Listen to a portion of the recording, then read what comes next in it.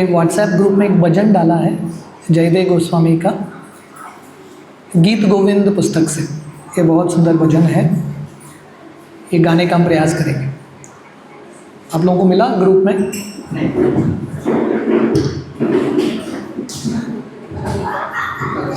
तो ये गीत इस प्रकार गाते हैं, पहला लाइन पूरा गाएंगे, उसके बाद सेकंड लाइन जो है उसका दो भाग में होगा।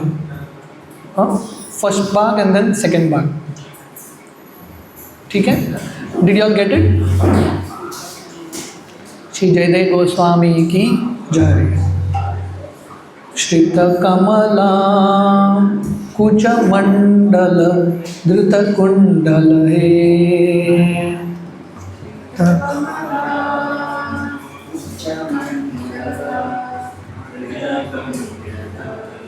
श्रित कमला कुच मंडल धृत कुंडल हे,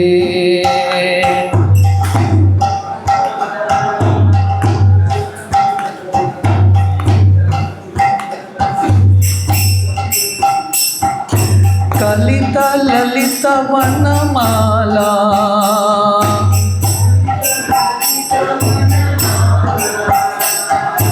जय जय देव हरे,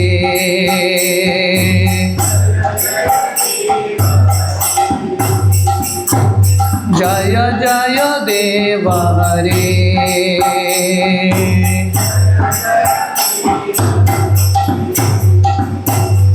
दीनमणि मंडल मदना भव कंडनये,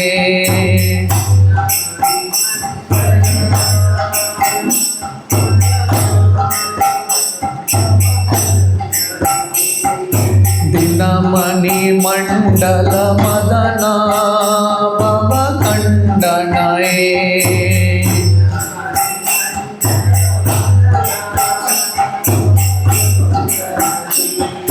मुनि जन मानस हंस,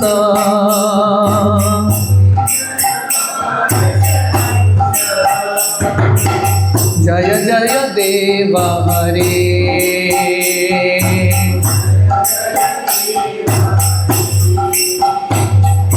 जय जय देव हरे,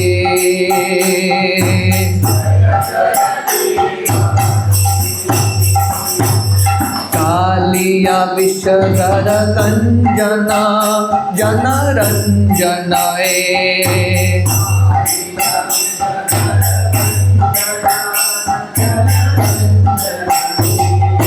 कालिया विषधर कंजना जनरंजनये,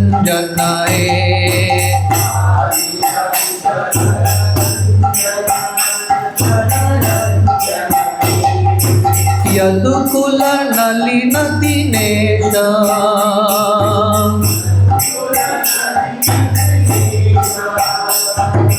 यदुकुल नलिन दिनेश,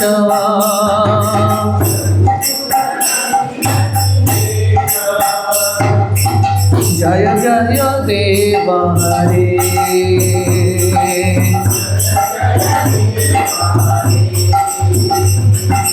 जय जय देव हरे,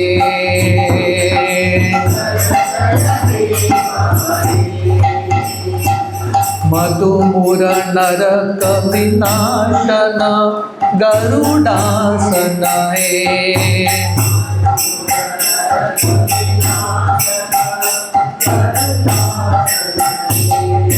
मधुमुर नरक विनाशन गरुडासन हे,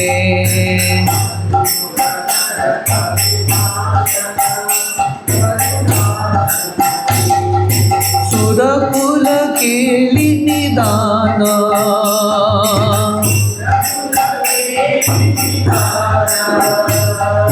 सुरकुल केली निदान,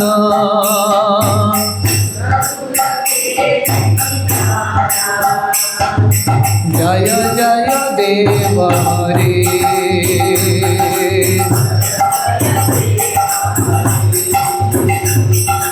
जय जय देव हरे,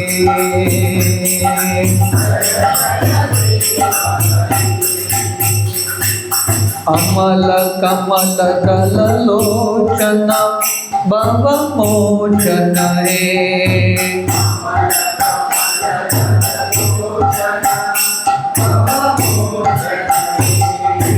अमल कमल दल लोचन भव मोचन हे।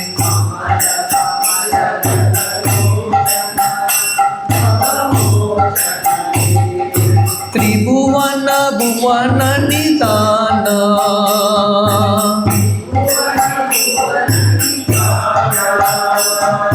त्रिभुवन भुवन निदान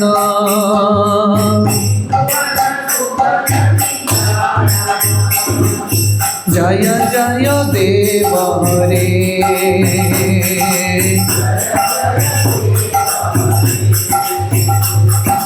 जय जय देव रे।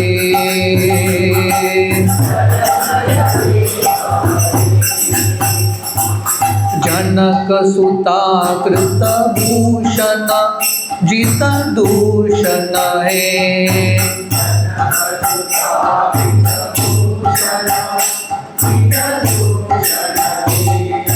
जनक सुता कृत भूषण जित दूषण है।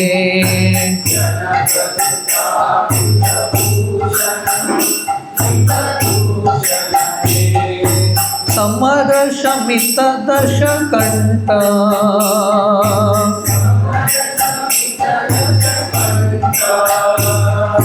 समर शमित दश कंठ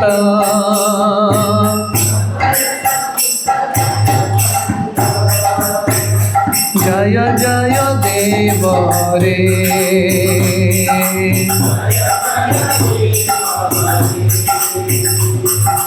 जय जय देव रे।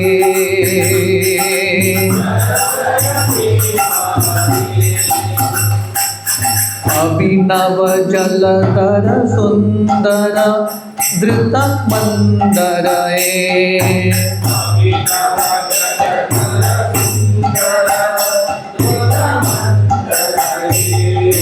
अभिनव जलधर सुंदर धृत मंदर है।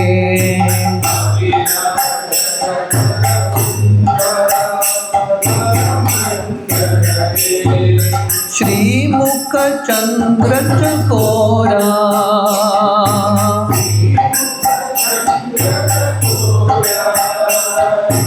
श्रीमुख चंद्र चकोरा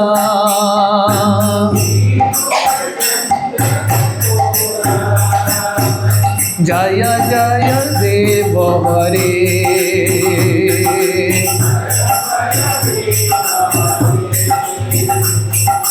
जय जय देव रे।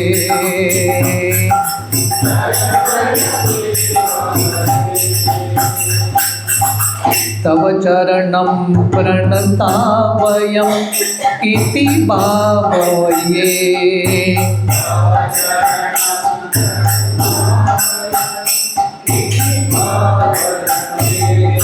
तव चरणं प्रणतावयम् इति भावये।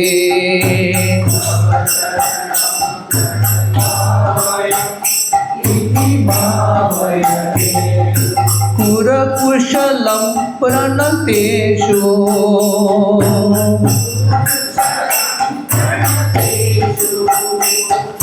कुरुकुशलं प्रणतेषु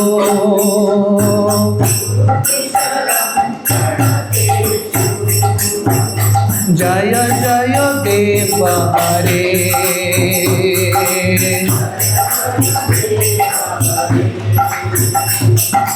जय जय देव रे।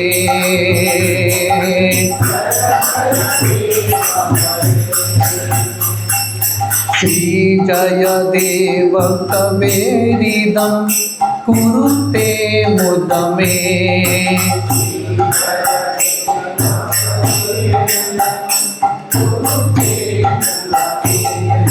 श्री जय देव कवेरिदं कुरुते मुदमे।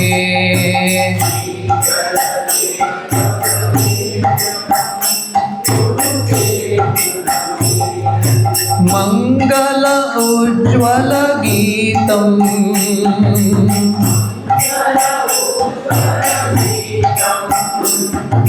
मंगलम उज्ज्वल गीतम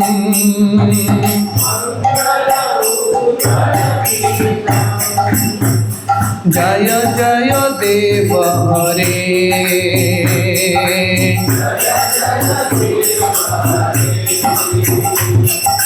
जय जय देव हरे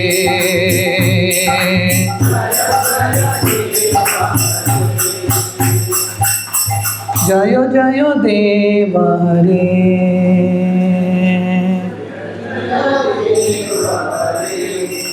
श्री जयदेव गोस्वामी की जय। Can we sing one more song? Yugal Ashtakam. Krishna प्रेममयी राधा, राधा प्रेममयो हरि। तो जी will put the song in the group. आप लोग ग्रुप चेक कर सकते हैं।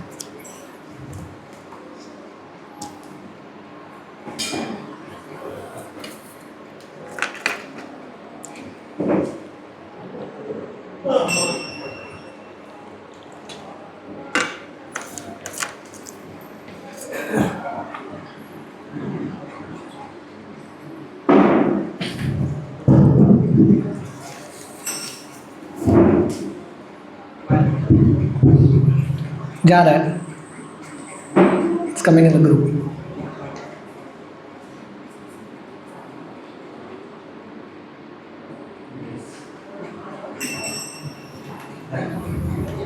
अभी चेक कीजिए ग्रुप में आया क्या, नहीं आ गया, चेक कीजिए। Okay, this is Yugalashtakam by Shrila Jiva Goswami. Krishna प्रेममयी राधा, राधा प्रेममयो हरि।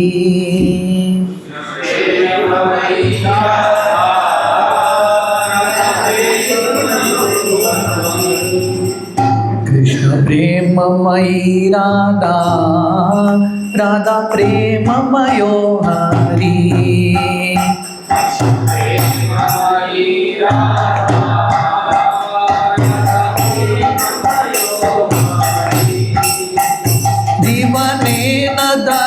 नित्यं राधा कृष्ण गतिर्मामा।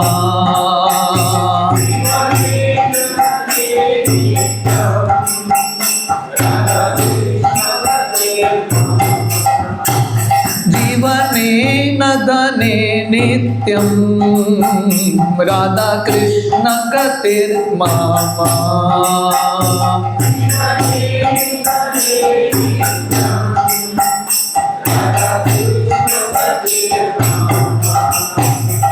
कृष्णस्य द्रविणं राधा, राधाय द्रविणं हरि।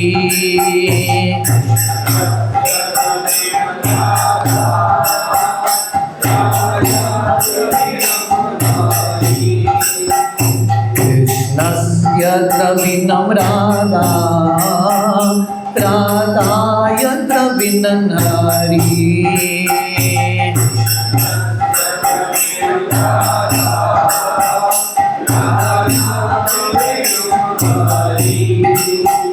जीवनेन दने नित्यं राधा कृष्ण गतिर्मामा।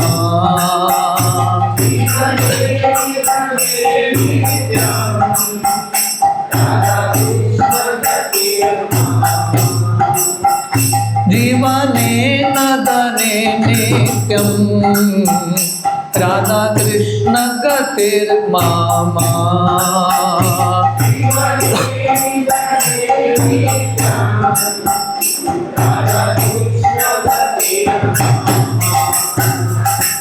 कृष्ण प्राणमयी राधा, राधा प्राणमयो हरि।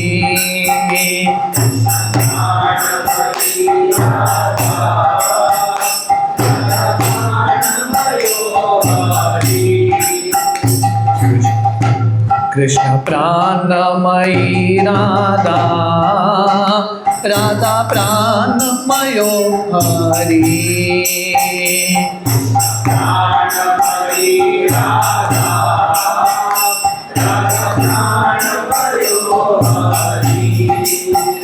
जीवने नदने नित्यं राधा कृष्ण गतिर्मामा।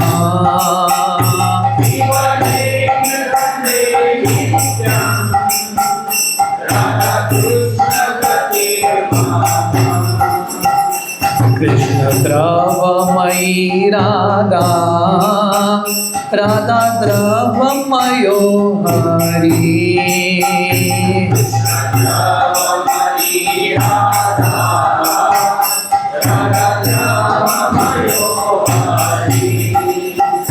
कृष्ण द्रवमयी राधा राधा द्रवमयो हरि।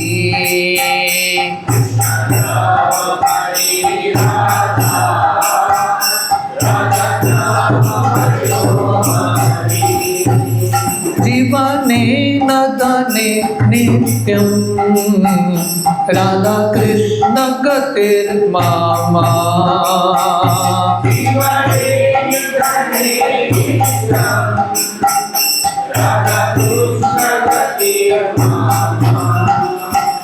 कृष्ण गेह स्थिता राधा राधा गेह स्थितो हरि।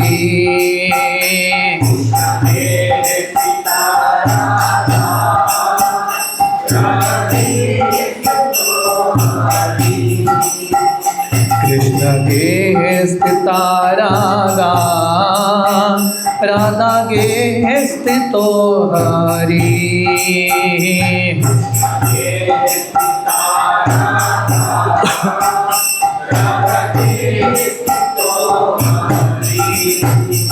जीवने नदने नित्यं राधा कृष्ण गतिर्मामा।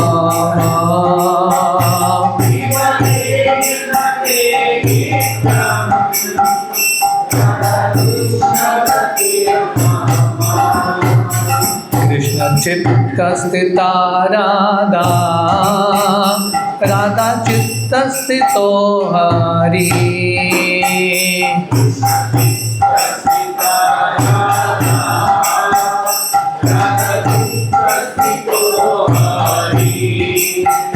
कृष्ण चित्त स्थिता राधा राधा चित्त स्थितो हरि।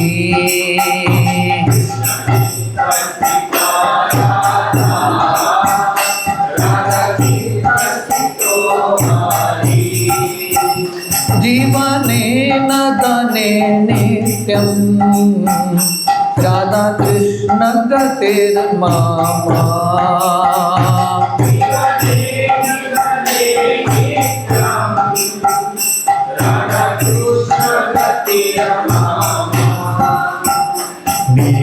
नीलांबरधर राधा पीतांबरधरो हरि।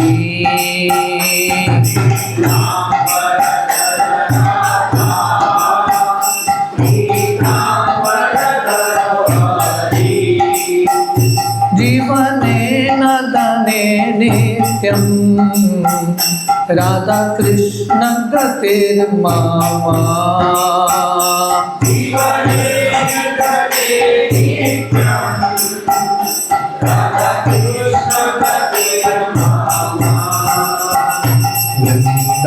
वृंदावनेश्वरी राधा कृष्ण वृंदावनेश्वर।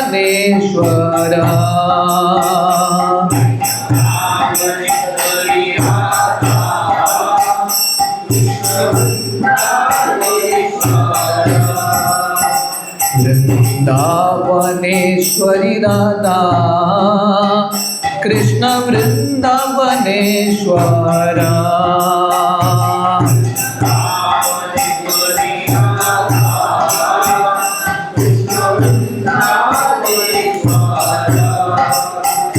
जीवने नदने नित्यं राधा कृष्ण गतिर्मामा।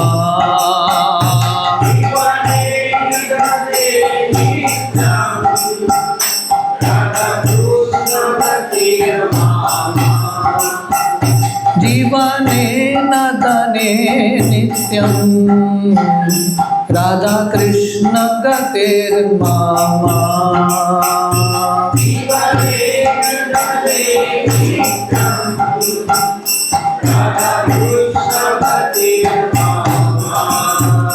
श्री जयदेव गोस्वामी की जय। Will sing one more song. मैं ना ये गीत आप लोगों को मिला है क्या नहीं? I just send it to Gautam group, you can just share it on the group. आपको I'll send you a picture of this.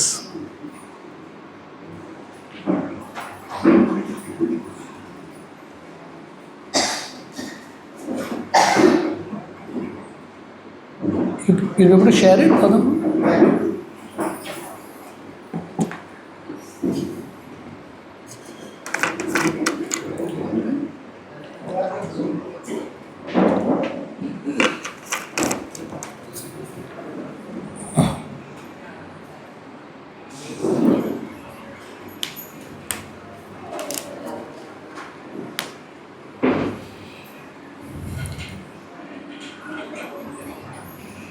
ठीक है, is it come in the group में आ गया? देखिए, हे गोविंद हे गोपाल आया है, नहीं आया?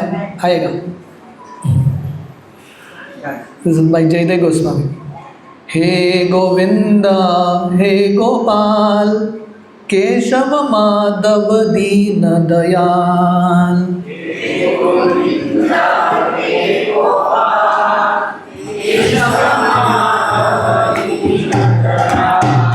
हे गोविंद हे गोपाल केशव माधव दीन दयाल।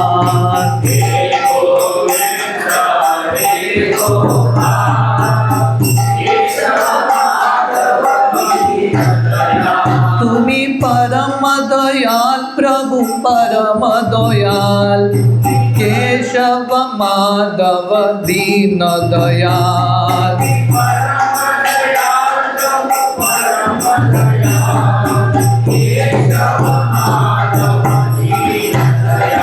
तुम्ही परम दयाल प्रभु परम दयाल केशव माधव दीन दयाल।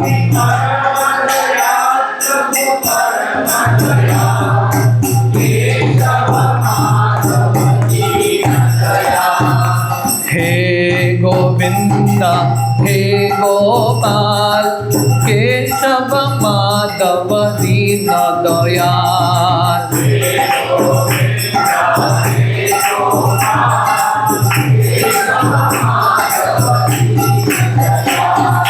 हे गोविंद हे गोपाल केशव माधव दीन दयाल।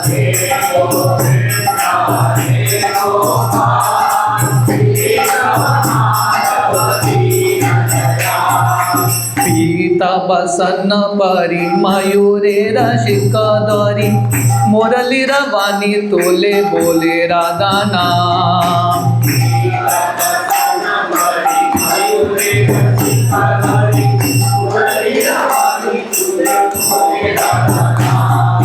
गीता बसन परी मयूरे रसिक दरी मुरली रवानी बोले बोले राधा नाम।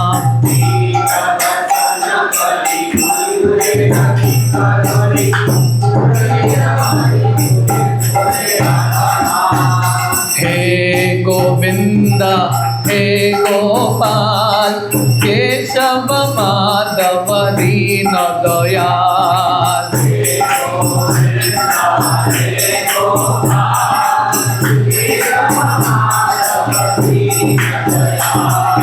हे गोविंद हे गोपाल केशव माधव दीन दयाल।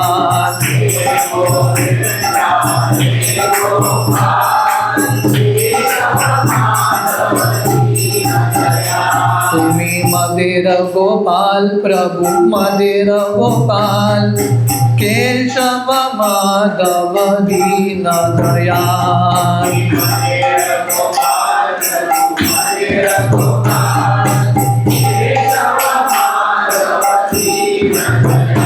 तुम्ही मदिर गोपाल प्रभु मदिर गोपाल केशव माधव दीन दयाल।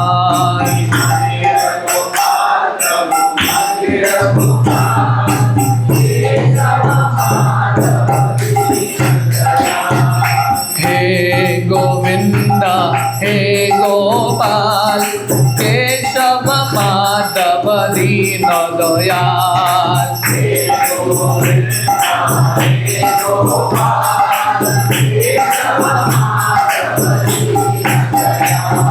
हे गोविंद हे गोपाल केशव माधव दीन दयाल।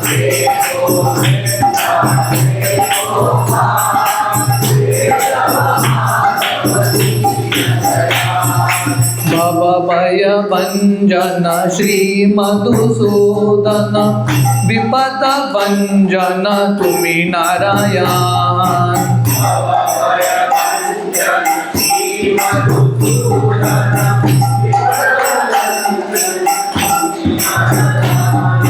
भव भय भंजन श्री मधुसूदन विपद भंजन तुम्ही नारायण।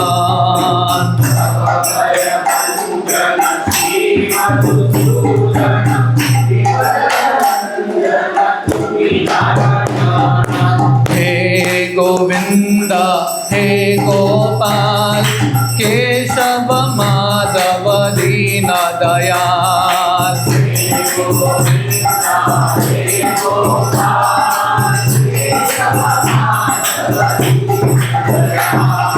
हे गोविंद हे गोपाल केशव माधव दीन दयाल।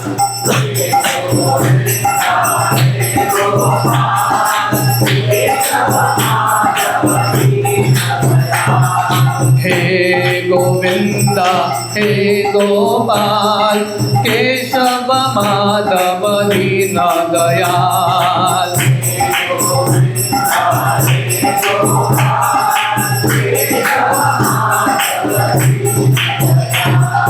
हे गोविंद हे गोपाल केशव माधव दीन दयाल।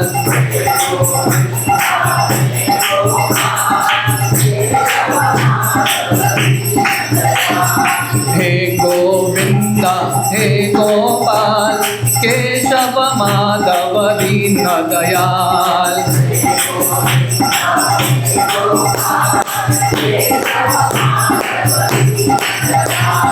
हे गोविंद हे गोपाल केशव माधव दीन दयाल।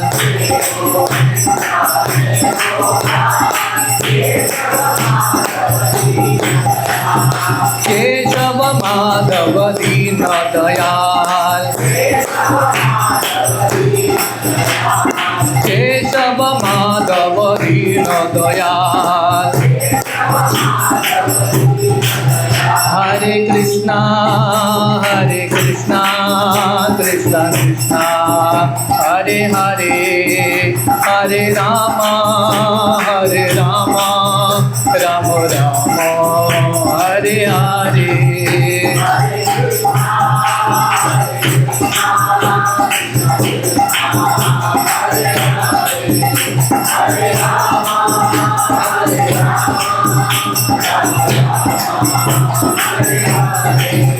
जय राधा गोपीनाथ राधा गोपीनाथ राधे।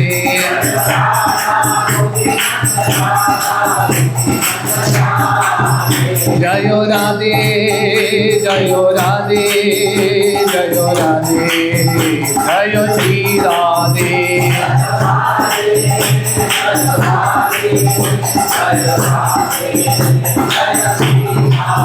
जय गौरांग निताय गौर निताय गौर निताय गौर निताय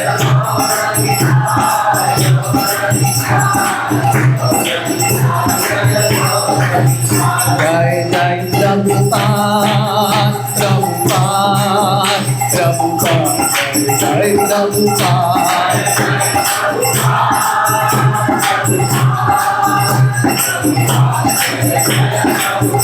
निताय गौर हरि बोल हरि बोल हरि बोल हरि बोल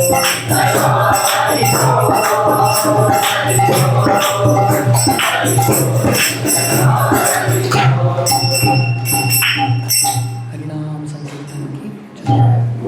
ओम ज्ञानतिमिरन्धस्य ज्ञानाञ्जनशलाकया चक्षुरुन्मिलितं येन तस्मै श्रीगुरवे नमः। श्रीचैतन्य मनोभीष्टं स्थापितं येन भूतले स्वयं रूप कदा मह्यं ददाति स्वपदान्तिकं। वन्देऽहं श्रीगुरो श्रीयुतः पदकमलं श्रीगुरुन् वैष्णवांश्च श्रीरूपं साग्रजातां सहगणा रघुनाथान्वितं तं सजीवं साद्वैतं सावधूतं परिजनासहितं कृष्णचैतन्यदेवं श्रीराधाकृष्णपादान् सहगणा ललिता श्रीविशाखान्वितंश्च। नमो ओं विष्णुपादाय कृष्णप्रेष्ठाय भूतले श्रीमते भक्तिवेदांत स्वामी इति नामिने।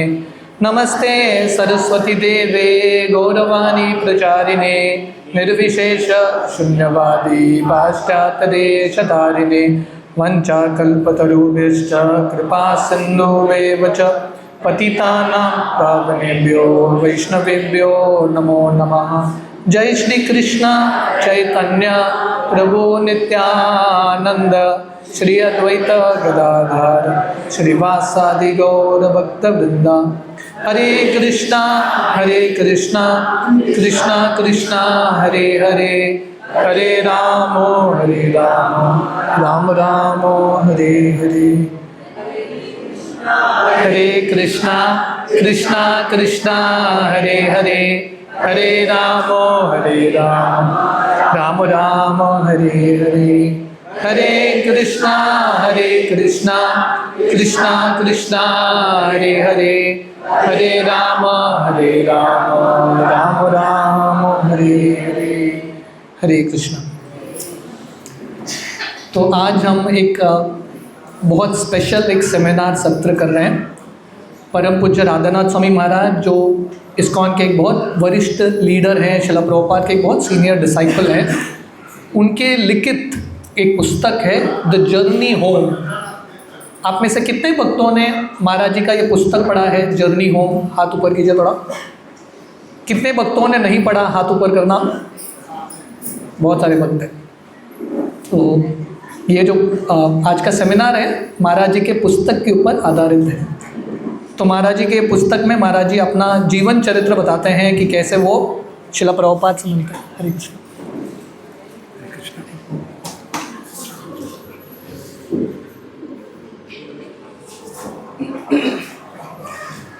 तो ये महाराज जी का ऑटोबायोग्राफी है, कैसे वो शिला प्रभुपाद से उनका मुलाकात होता है, कैसे वृंदावन धाम में आते हैं इत्यादि। बहुत सुंदर पुस्तक है, इंटरनेशनल बेस्ट सेलर है। तो ये साल परम पूज्य राधानाथ स्वामी महाराज का 75वां जन्मदिन है, व्यास पूजा है। तो हमको लगा कि हमने काफ़ी साल पहले 10-12 साल पहले हमने जर्नी होम का थोड़ा वितरण किया था, जर्नी होम के बारे में बताया था। हमको लगा कि राधानाथ महाराज का 75वां बर्थडे है तो हमारी तरफ से हम कुछ भेंट अर्पण करें।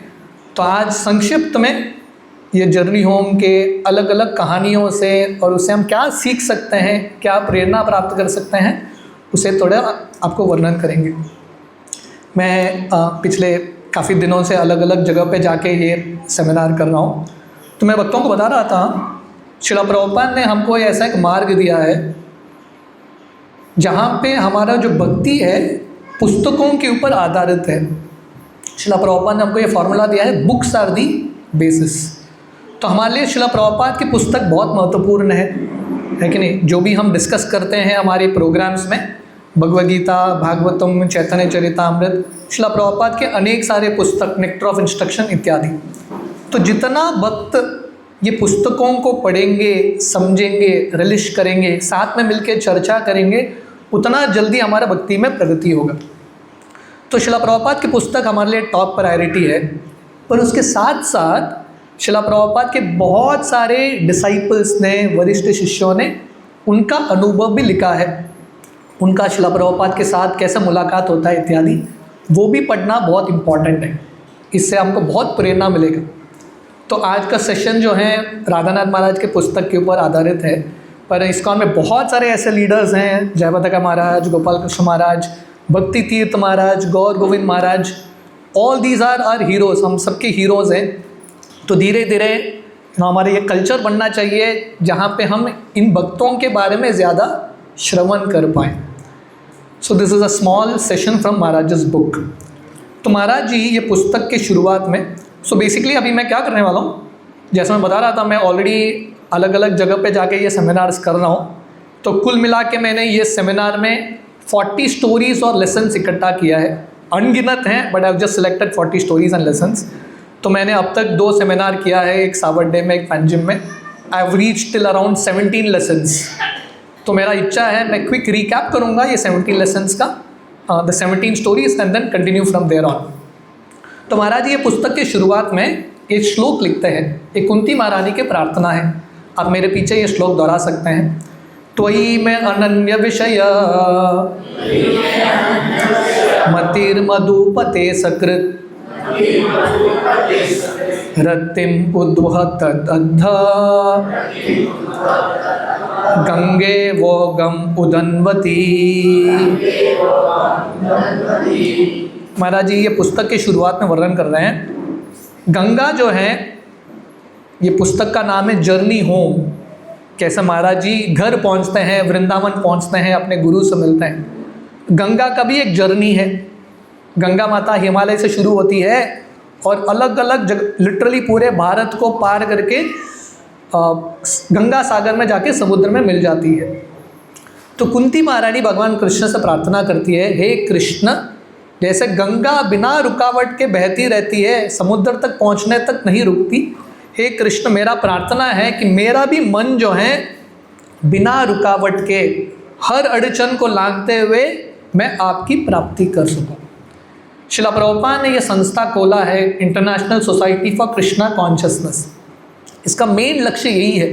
हम जो भी उत्सव करते हैं, सत्संग करते हैं, पुस्तक वितरण करते हैं, 1000 चीज़ करते हैं, तरीके अलग अलग हैं, पर लक्ष्य एक ही है, हमारा मन हम कृष्ण में कैसे लगा सके। तो ये गंगा का प्रवाह है। तो महाराज जी जर्नी होम के शुरुआत में ये पुस्तक क्यों लिखते हैं, ताकि हम सबको प्रेरणा मिले ज़्यादा से ज़्यादा हमारा मन कृष्ण के चरण में लगाने का। तो ये पुस्तक की प्रेरणा महाराज जी को कहाँ से मिलती है, मैं वर्णन कर रहा था। महाराज जी स्वाभाविक रूप से बहुत ही नम्र है, वो अपने बारे में कभी बताते ही नहीं है। तो महाराज जी ये जो अनुभव होता है, लगभग 40 साल पहले ही हो गया महाराज जी का ये सब स्टोरी। 40 साल तक महाराज जी ने किसी को ये स्टोरी बताया नहीं। पर महाराज जी के एक बहुत करीब दोस्त थे, परम पूज्य भक्ति तीर्थ स्वामी महाराज। तो ये राधानाथ महाराज है और भक्ति Tirtha Maharaj. Bhakti Tirtha Maharaj Afro American black body devotee थे, महाराज जी के बहुत करीब मित्र। 2005 में भक्ति तीर्थ महाराज को टर्मिनल कैंसर हो जाता है। डॉक्टर्स बोलते हैं कि आप 6 महीना जिंदा रहोगे। तो भक्ति तीर्थ महाराज राधानाथ महाराज को फ़ोन करते हैं और बोलते हैं, डॉक्टर ने मुझे थोड़े महीने का नोटिस दिया है, मेरा इच्छा है कि आप मेरे साथ रुकिए, मैं आपके उपस्थिति में मरना चाहता हूँ। तो महाराज जी को जब ये रिक्वेस्ट मिलता है, महाराज जी अपना सब प्रीचिंग एंगेजमेंट्स, पूरे दुनिया में जितने भी प्रीचिंग एंगेजमेंट्स थे सब कैंसिल करके गीता नगरी अमेरिका में पहुंच जाते हैं और अंतिम दिन भक्ति तीर्थ महाराज के साथ गुजारते हैं। एक दिन भक्ति तीर्थ महाराज राधानाथ महाराज का हाथ अपने हाथ में लेते हैं और उनसे एक प्रॉमिस लेते हैं। वो बोलते हैं कि आप प्रॉमिस करो, आप आपकी जर्नी, आपकी कहानी का पुस्तक लिखोगे। क्योंकि भक्ति तीर्थ महाराज राधानाथ महाराज के बहुत करीब थे, उनको ये सब स्टोरीज पता था, पर उनको ये भी पता था कि महाराज कभी अपने बारे में लिखने वाले नहीं हैं। तो उन्होंने उनसे प्रॉमिस लिया और क्योंकि राधानाथ महाराज ने भक्ति तीर्थ महाराज को ये परिस्थिति में मृत्यु के शैया में प्रॉमिस दिया, इसीलिए महाराज ये कहानी लिखते हैं, नहीं तो ये पुस्तक बिल्कुल नहीं आता था। और मैं वर्णन कर रहा था, ये पुस्तक के बाद महाराज जी पूरे दुनिया में ऑलरेडी प्रचार कर रहे थे, पर जर्नी ऑफ पुस्तक के बाद महाराज जी का जो प्रचार है 10 गुना 100 गुना ज़्यादा बढ़ जाता है। देशों के प्रधानमंत्री मिनिस्टर्स प्रेसिडेंट्स महाराज जी से मिलने लगते हैं। तो ये बहुत इम्पॉर्टेंट लेसन है। तो हम कहानी और लेसन्स देखेंगे। ये लेसन क्या है? जब हम किसी का निस्वार्थ रूप से सेवा करते हैं विदाउट कैलकुलेशन। भक्ति तीर्थ महाराज ने राधानाथ महाराज को बोला, आप सब छोड़ के मेरे पास रुक जाओ। महाराज जी ने कुछ सोचा नहीं, नो सेकेंड थॉट, पूरे दुनिया में जितने भी प्रीचिंग एंगेजमेंट्स है सब कैंसिल करके महाराज जी के साथ रुक गए। और उसका रिजल्ट है, क्योंकि उन्हें निस्वार्थ रूप से सेवा किया, उनका जो प्रचार है इतना गुना ज़्यादा बढ़ता है। तो हमारे लिए बहुत इम्पॉर्टेंट लेसन है, जब सामने से सेवा का अवसर आता है, कभी ये विचार नहीं करना मुझे क्या लाभ मिलेगा इससे। अगर हम अपना कैलकुलेशन लगाएंगे, जो हमने कैलकुलेट किया उतना ही मिलेगा। जब हम अपना कैलकुलेशन बंद करेंगे, सिर्फ सेवा करेंगे बिना कैलकुलेशन के, कृष्ण अपना कैलकुलेशन लगाते हैं और भगवान कृष्ण का कैलकुलेशन हमारे कैलकुलेशन से कहीं ज़्यादा बेहतर होता है। राधानाथ महाराज उनके जर्नी ऑफ पुस्तक में बताते हैं, जब वो 8-9 साल के बच्चे थे, उनका आदत था वो ज़मीन पे बैठते थे, चेयर पे बिल्कुल नहीं बैठते थे। आप इमेजिन करो, अमेरिका का लड़का है कि नहीं, ज़मीन पे बैठता है। अभी भारत के बच्चों को मुश्किल होता है ज़मीन पे बैठना, चेयर का इतना आदत हो चुका है, पर महाराज जी का स्वाभाविक आदत था। क्यों? क्योंकि शायद पिछले जन्म में ऑलरेडी उन्होंने कुछ योग मार्ग, भक्ति मार्ग अपनाया है, वहाँ से बचपन से ही उनके अंदर ये गुण थे। आप महाराज जी का जर्नी ऑफ पुस्तक पढ़ेंगे ना, जर्नी ओम के एंड में वो शिला प्रभुपाद से मिलते हैं। एंड तक पहुंचने से पहले ही महाराज के अंदर इतने अच्छे गुण थे।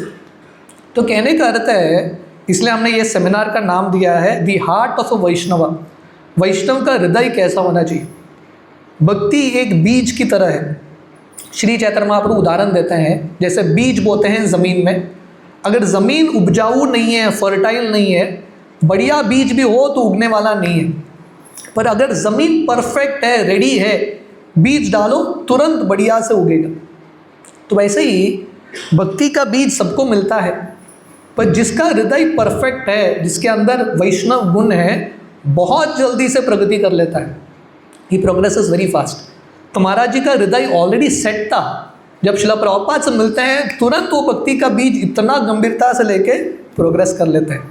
तो महाराज जी जब ऐसे ही 8-9 साल के थे, ये कहानी वो लिखते हैं, एक बार वो रेस्टोरेंट में गए थे अपने फैमिली के साथ रेस्टोरेंट में, और रेस्टोरेंट में जो वेटर था, एक लड़का, उसका क्लासमेट था, सर्व कर रहा था। महाराज जी वहाँ से भाग के अपने कार में आके बैठ जाते हैं।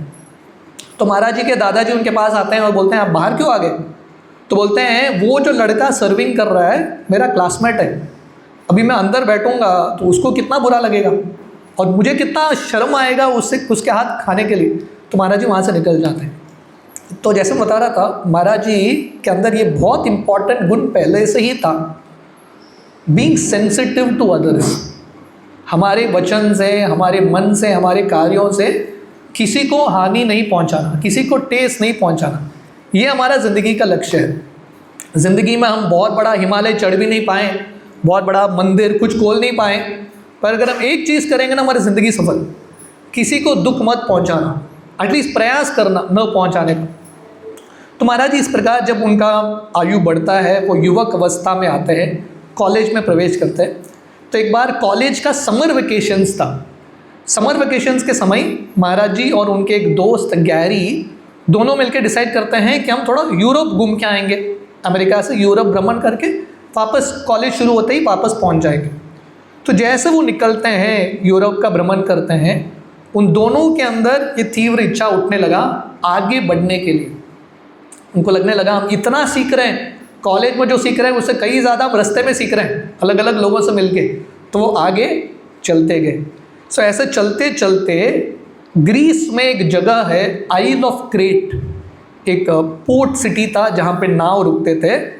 वहाँ पे एक गुफे में दोनों रुक जाते हैं, महाराज जी और गैरी उनके दोस्त, और दोनों डिसाइड करते हैं कि हम यहाँ पे बैठ के ध्यान करेंगे। देखिए, उनको पता नहीं ध्यान कैसा करना है, भगवान कौन है कुछ पता नहीं, पर उनके हृदय में एक सिंसियरिटी था। जब व्यक्ति ये पूरा जर्नी होम का, मैं अंत तक पहुँचूंगा कि नहीं पता नहीं, पर कंक्लूजन में अभी बता देता हूँ। जर्नी होम के पूरे कहानी का सार यही है कि अगर आप सिंसियर हो, आप बहुत प्रामाणिक हो भगवान की प्राप्ति करने के लिए, भगवान आपके मार्ग में सब अरेंज करते हैं। एक के बाद व्यक्ति भगवान भेजते रहते हैं। तो ये दोनों लड़के बहुत सिंसियर थे, महाराज और गैरी प्रार्थना कर रहे थे, भगवान हमको आगे रास्ता दिखाइए।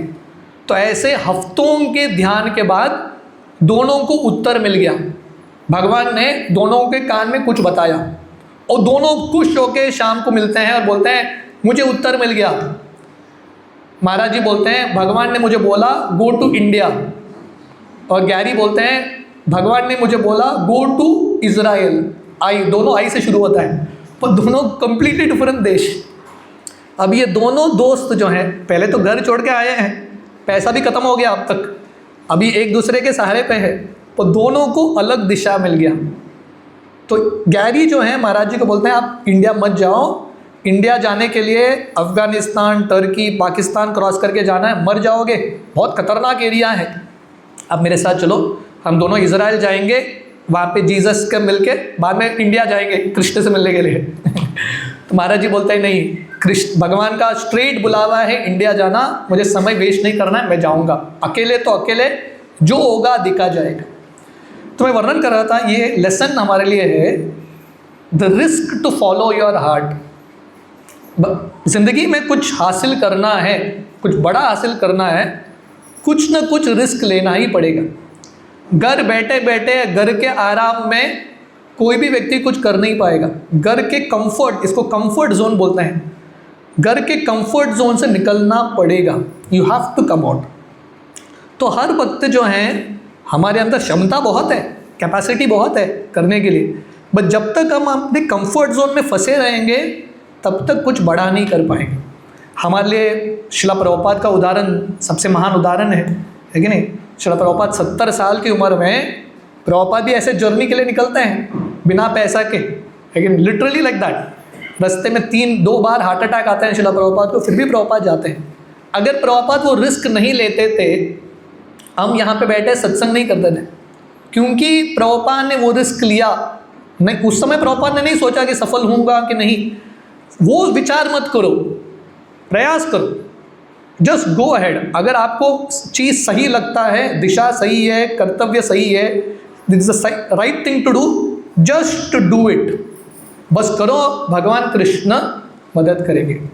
ये महाअवतार नरसिम्हा मूवी शायद मैंने लास्ट टाइम ही वर्णन किया था, this is the big example of risk taking. ये नरसिम्हा मूवी का जो डायरेक्टर है मिस्टर अश्विन, उन्होंने इतना बड़ा रिस्क लिया, पैसा बिल्कुल नहीं था, पूरे ज़िंदगी का कमाई लगा दिया ये मूवी पे, और लोग बोल रहे थे पागल हो गए और सब चला जाएगा, but he took a risk. अगर वो रिस्क नहीं लेते थे तो इतना ब्लॉकबस्टर मूवी नहीं बनता था। तो कहने का अर्थ है हमको इतना बड़ा रिस्क लेने की ज़रूरत नहीं है, बट हर व्यक्ति को कुछ न कुछ करना पड़ेगा भगवान कृष्ण की प्राप्ति करने के लिए। घर बैठे बैठे अपने सुख सुविधा में भगवान की प्राप्ति नहीं होती। महाराज जी जब ऐसे आगे बढ़ते हैं, भ्रमण कर रहे हैं, हिच हाइकिंग कर रहे हैं, तो वो अफ़गानिस्तान पहुंचते हैं। अफ़गानिस्तान में एक जगह है कंदाहार, और कंदाहार में महाराज जी एक मुस्लिम व्यक्ति से मिलते हैं जिसका नाम था हरीज़, और छत के ऊपर दोनों बात कर रहे हैं शाम के समय। और बात करते करते ये हरीज़ जो है लोमड़ी की तरह चिल्लाता है सडनली। अब इमेजिन करो, आप किसी से बात कर रहे हो, ऐसा लोमड़ी की तरह चिल्लाने लगा, डर जाओगे, वो भी अंधेरे रात में। और वो रस्सी नीचे डालता है, रस्सी को ऊपर खींचता है, एक मंगूस आता है। मंगूस को क्या बोलते हैं? नेवला, नेवला ना, मंगूस, मंगूस समझ गया ना। मंगूस बहुत खतरनाक प्राणी है, क्योंकि मृत्यु का सिंबल सर्प होता है, मृत्यु मतलब सर्प, पर ये मंगूस जो है सर्प को भी फाड़ देता है, इतना खतरनाक प्राणी है। तो मंगूस को रस्सी से ऊपर लेके आते हैं, और हरीज़ महाराज जी से बात कर रहा है। राधानाथ महाराज के उस समय बहुत बड़े बड़े बाल थे, क्योंकि उस समय का फैशन था हिप्पी कल्चर, बड़ा बाल रखना। तो ये मंगूस पीछे से चढ़ के महाराज जी के बाल के नीचे गर्दन पे बैठ जाता है, तो महाराज जी सोच रहे क्या हो गया, अभी सडनली आ गया, मैंने बुलाया भी नहीं इसको। तो महाराज जी हरीश को बोलते हैं थोड़ा इसको उतारो, निकालो। हरीश बोलता है बिल्कुल नहीं, मंगूस अभी सो गया है, सोए मंगूस को उठाएंगे ख़त्म कर देगा आपको, चुपचाप रहना। इतना ही नहीं, हिलना भी मत, थोड़ा भी हिलोगे उसका नींद टूट जाएगा। ऐसा बोल के हरीश थोड़ा बात करता है और जाके सो जाता है। 6 घंटा महाराज जी छत पे बैठे हैं, नींद तो सवाल ही नहीं है, सोने का सवाल ही नहीं है, हिल भी नहीं सकते। और ये मंगूस अकेले नहीं आया, उसके शरीर पे इतने कीड़े थे, सब बाल में चढ़ गए, सर पे चढ़ गए, सब महाराज जी को काट रहे, इच भी नहीं कर सकते। तो उस समय महाराज जी सोच रहे थे कि ये मेरे साथ क्यों हो रहा है।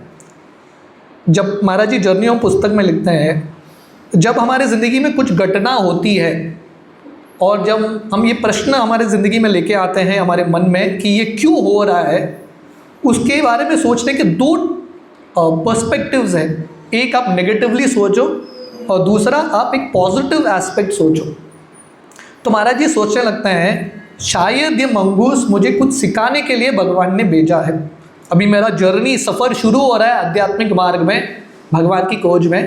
पहले ही भगवान मुझे एक बहुत इंपॉर्टेंट लेसन दे रहे हैं और वो लेसन क्या है, पेशेंस, धैर्यता। तो ज़िंदगी में कुछ प्राप्त करना है, स्पेशली भगवान की प्राप्ति करनी है, तो धैर्यता रखना पड़ेगा। मैं शिला प्रभुपाद का उदाहरण दे रहा था। शिला प्रभुपाद को उनके गुरु महाराज भक्ति सिद्धांत सरस्वती 1922 में बोलते हैं कि आप अंग्रेज़ी भाषा में प्रचार करो। पर प्रभुपाद को सफलता इस्कॉन के रूप में 1966 में मिलता है। प्रभुपाद इस्कॉन सोसाइटी को कब रजिस्टर करते हैं, 1966, 2266, 40 ईयर्स। 40 साल प्रभुपाद घर में बैठे नहीं थे, प्रभुपाद प्रयास कर रहे थे, ही वॉज ट्राइंग, पर सफलता उतना मिल नहीं रहा था। But Prabhupada was very very patient. तो ज़िंदगी में भगवान की प्राप्ति करने के लिए धैर्यता, रामायण में शबरी माता का उदाहरण है, भागवतम में नारद मुनि का उदाहरण है। इन सब लोगों ने धैर्यता बना के रखा और सही समय के लिए रुके रहे। महाराज जब ऐसे ही कांधार में थे, एक अंधा लड़का मिलता है, भिक्षुक लड़का था, बेगर टाइप, पूरा उसके आंख चले गए थे, चमड़ा दिख रहा था, बहुत बदसूरत दिख रहा था ये लड़का, पैसा भी नहीं, बिल्कुल कंगाल। पर उसके हाथ में एक वीणा जैसा एक इंस्ट्रूमेंट था, वो अपने भाषा में, उर्दू भाषा में अल्लाह का गुणगान कर रहा है और इतना प्रेम से गा रहा है, भगवान को पुकार रहा है। उसके पूरे चेहरे पे एक आनंद था, एक अद्भुत दिव्य आनंद। और वो आनंद का जो झलक है वो दुकान, अफ़गानिस्तान के दुकान में जितने भी लोग बैठे थे सबको हो रहा था। तो महाराज जी वहाँ पे ये लेसन सीखे कि हमारे ज़िंदगी में जो आनंद हम ढूंढ रहे हैं वो बाह्य चीज़ों पे निर्भर नहीं है। कोई व्यक्ति बहुत अमीर होगा पर उसका भगवान के साथ कनेक्शन नहीं है, व्यक्ति खुश नहीं हो सकता। पर अगर कोई कंगाल भी होगा, अगर हृदय से खुश है, भगवान के साथ कनेक्शन है, हृदय में ग्रैटिट्यूड है, कृतज्ञता है, व्यक्ति बहुत खुश हो सकता है। हमारे शास्त्रों में सुदामा का उदाहरण आता है कि नहीं। सुदामा जी बहुत गरीब थे पर बहुत खुश थे, संतुष्ट थे। उसके विपरीत हिरण्यकशिपु का उदाहरण है, सब कुछ था हिरण्यकशिपु के पास, फिर भी फ्रस्ट्रेटेड व्यक्ति था, दुखी व्यक्ति था। तो चीज़ों पे आनंद निर्भर नहीं है, मनस्थिति है। तो महाराज जी कांधार से काबुल करके एक जगह पे जाते हैं अफ़गानिस्तान में, और महाराज जी बाहर शाम के समय बाहर बैठे थे, बहुत ठंडा था, विंटर समय था। तो एक बहुत सुंदर स्त्री महाराज के पास आती है और बोलती है आप मेरे घर चलो, वहाँ पे आराम करना, कल आप निकल जाना। महाराज जी एनीवे सोच रहे थे, है कि नहीं, रात में इतना ठंडी है कहाँ सोएंगे। तो महाराज जी चले गए ये स्त्री के घर में। ये स्त्री जो है महाराज जी को खिलाती है, दूध, केक सब खिलाती है। बहुत समय बाद महाराज जी ये सब खा रहे हैं और एक रूम में भेज देती है और महाराज जी बेड पे सो जाते हैं।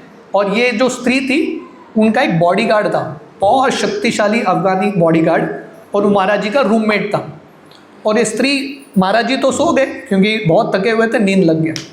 ये स्त्री जो है नग्न अवस्था में महाराज जी के पास आती है और बोलती है मुझे आपके साथ संभोग करना है। तो महाराज जी उस समय वो सोच रहे थे अभी क्या करें, जस्ट फ्यू सेकेंड्स ही has to take a decision. इतना ही नहीं, वो अफगानी वॉरियर जो है महाराज जी को बोल रहा है इसका सुनो नहीं तो मैं तुमको मार दूंगा। महाराज जी कैसे तो उसको फेंक के महाराज जी भाग गए वहाँ से। और महाराज जी विचार कर रहे थे, ये जो काम वासना है एक बहुत बड़ा बीमारी है, एक रोग की तरह, अग्नि की तरह है, व्यक्ति को कभी संतुष्ट होने को नहीं देगा। जितना भी हम इसको संतुष्ट करेंगे वो और भड़कता रहेगा। तो महाराज जी उस समय एक व्रत लेते हैं। अब तक महाराज जी इंडिया पहुँचे भी नहीं, महाराज जी वहीं पे व्रत लेते हैं आजीवन ब्रह्मचारी रहने का, life long celebrate, he takes that vow. और जो व्रत महाराज जी ने उस समय लिया, till now he still following it. तो महाराज जी बताते हैं हमको ये काम वासना से ऊपर उठना है, तो भगवान की प्राप्ति करने के लिए एक पैशन, एक तीव्रता, एक लौल्यता होनी चाहिए। हमारे शास्त्रों में हरिदास ठाकुर, रघुनाथ दास गोस्वामी का उदाहरण है। ये सब महान आचार्य थे, उन सबकी ज़िंदगी में प्रलोभन आए हैं। भक्ति के मार्ग में माया देवी टेस्ट करती रहेगी। तो ये प्रलोभन से उठना है, ये माया के पागलपन से उठना है। कृष्ण के लिए एक पागलपन होना चाहिए। जो व्यक्ति कृष्ण को प्राप्त करने के लिए उत्सुक होता है, अलग अलग अड़चन को लांघ के जा सकता है। महाराज जी ऐसे चलते चलते, लिफ्ट लेते लेते अफगानिस्तान, पाकिस्तान आते आते इंडिया पहुंच जाते हैं। मैं थोड़ा स्टोरी को फास्ट फॉरवर्ड कर रहा हूँ, मैं हर एक कहानी पे नहीं जा रहा हूँ, I am just giving an essence. Maharaj ji जब इंडिया में आते हैं, दिल्ली में उनका पहला दिन था। तो महाराज जी दिल्ली के सड़क में घूम रहे हैं, कनॉट सर्कस करके एरिया है, बहुत बिजी प्लेस है दिल्ली का। तो एक व्यक्ति महाराज जी को मिलते हैं और बोलते हैं चलो मैं आपको खिलाता हूँ, आप बहुत दिन से खाए नहीं हो, मैं आपको खिलाता हूँ। एक रोड साइड एक रेस्टोरेंट था, दुकान था, तो एक थाली ऑर्डर करते हैं। तो महाराज जी पहले बार उनके सामने एक इंडियन फूड देख रहे हैं और ये व्यक्ति महाराज जी को समझा रहा है ये इंडियन फूड क्या है। बोलता है ये चावल है, दिस इज राइस, ये दाल है, लेंटिन सूप, राइट। ये बोलते हैं this is vegetable, this is bread, wheat, हम चपाती जो बोलते हैं ना पाश्चात्य देश में, उन लोगों को समझाना है तो ब्रेड, फ्लैट ब्रेड, ये ब्रेड है। और एक चीज़ को दिखाते हैं और बोलते हैं ये मीट है, ये मांस है। जब महाराज जी ये मांस का टुकड़ा देखते हैं, उसी समय एक गाय और बछड़ा महाराज जी के बिल्कुल पास आते हैं और महाराज जी को चाट रहे थे, गाय और बछड़ा। तो महाराज जी पहले बार अपने ज़िंदगी में कनेक्ट कर पाए, ये जो मांस है, इतना सुंदर प्राणी जिसके अंदर प्रेम है, सब कुछ है, स्नेह है, ऐसे एक प्राणी का मांस है। तो महाराज जी प्लेट को साइड करते हैं, उनको बोलते हैं कि मुझे भूख नहीं लग रहा। महाराज जी चले जाते हैं। She is okay.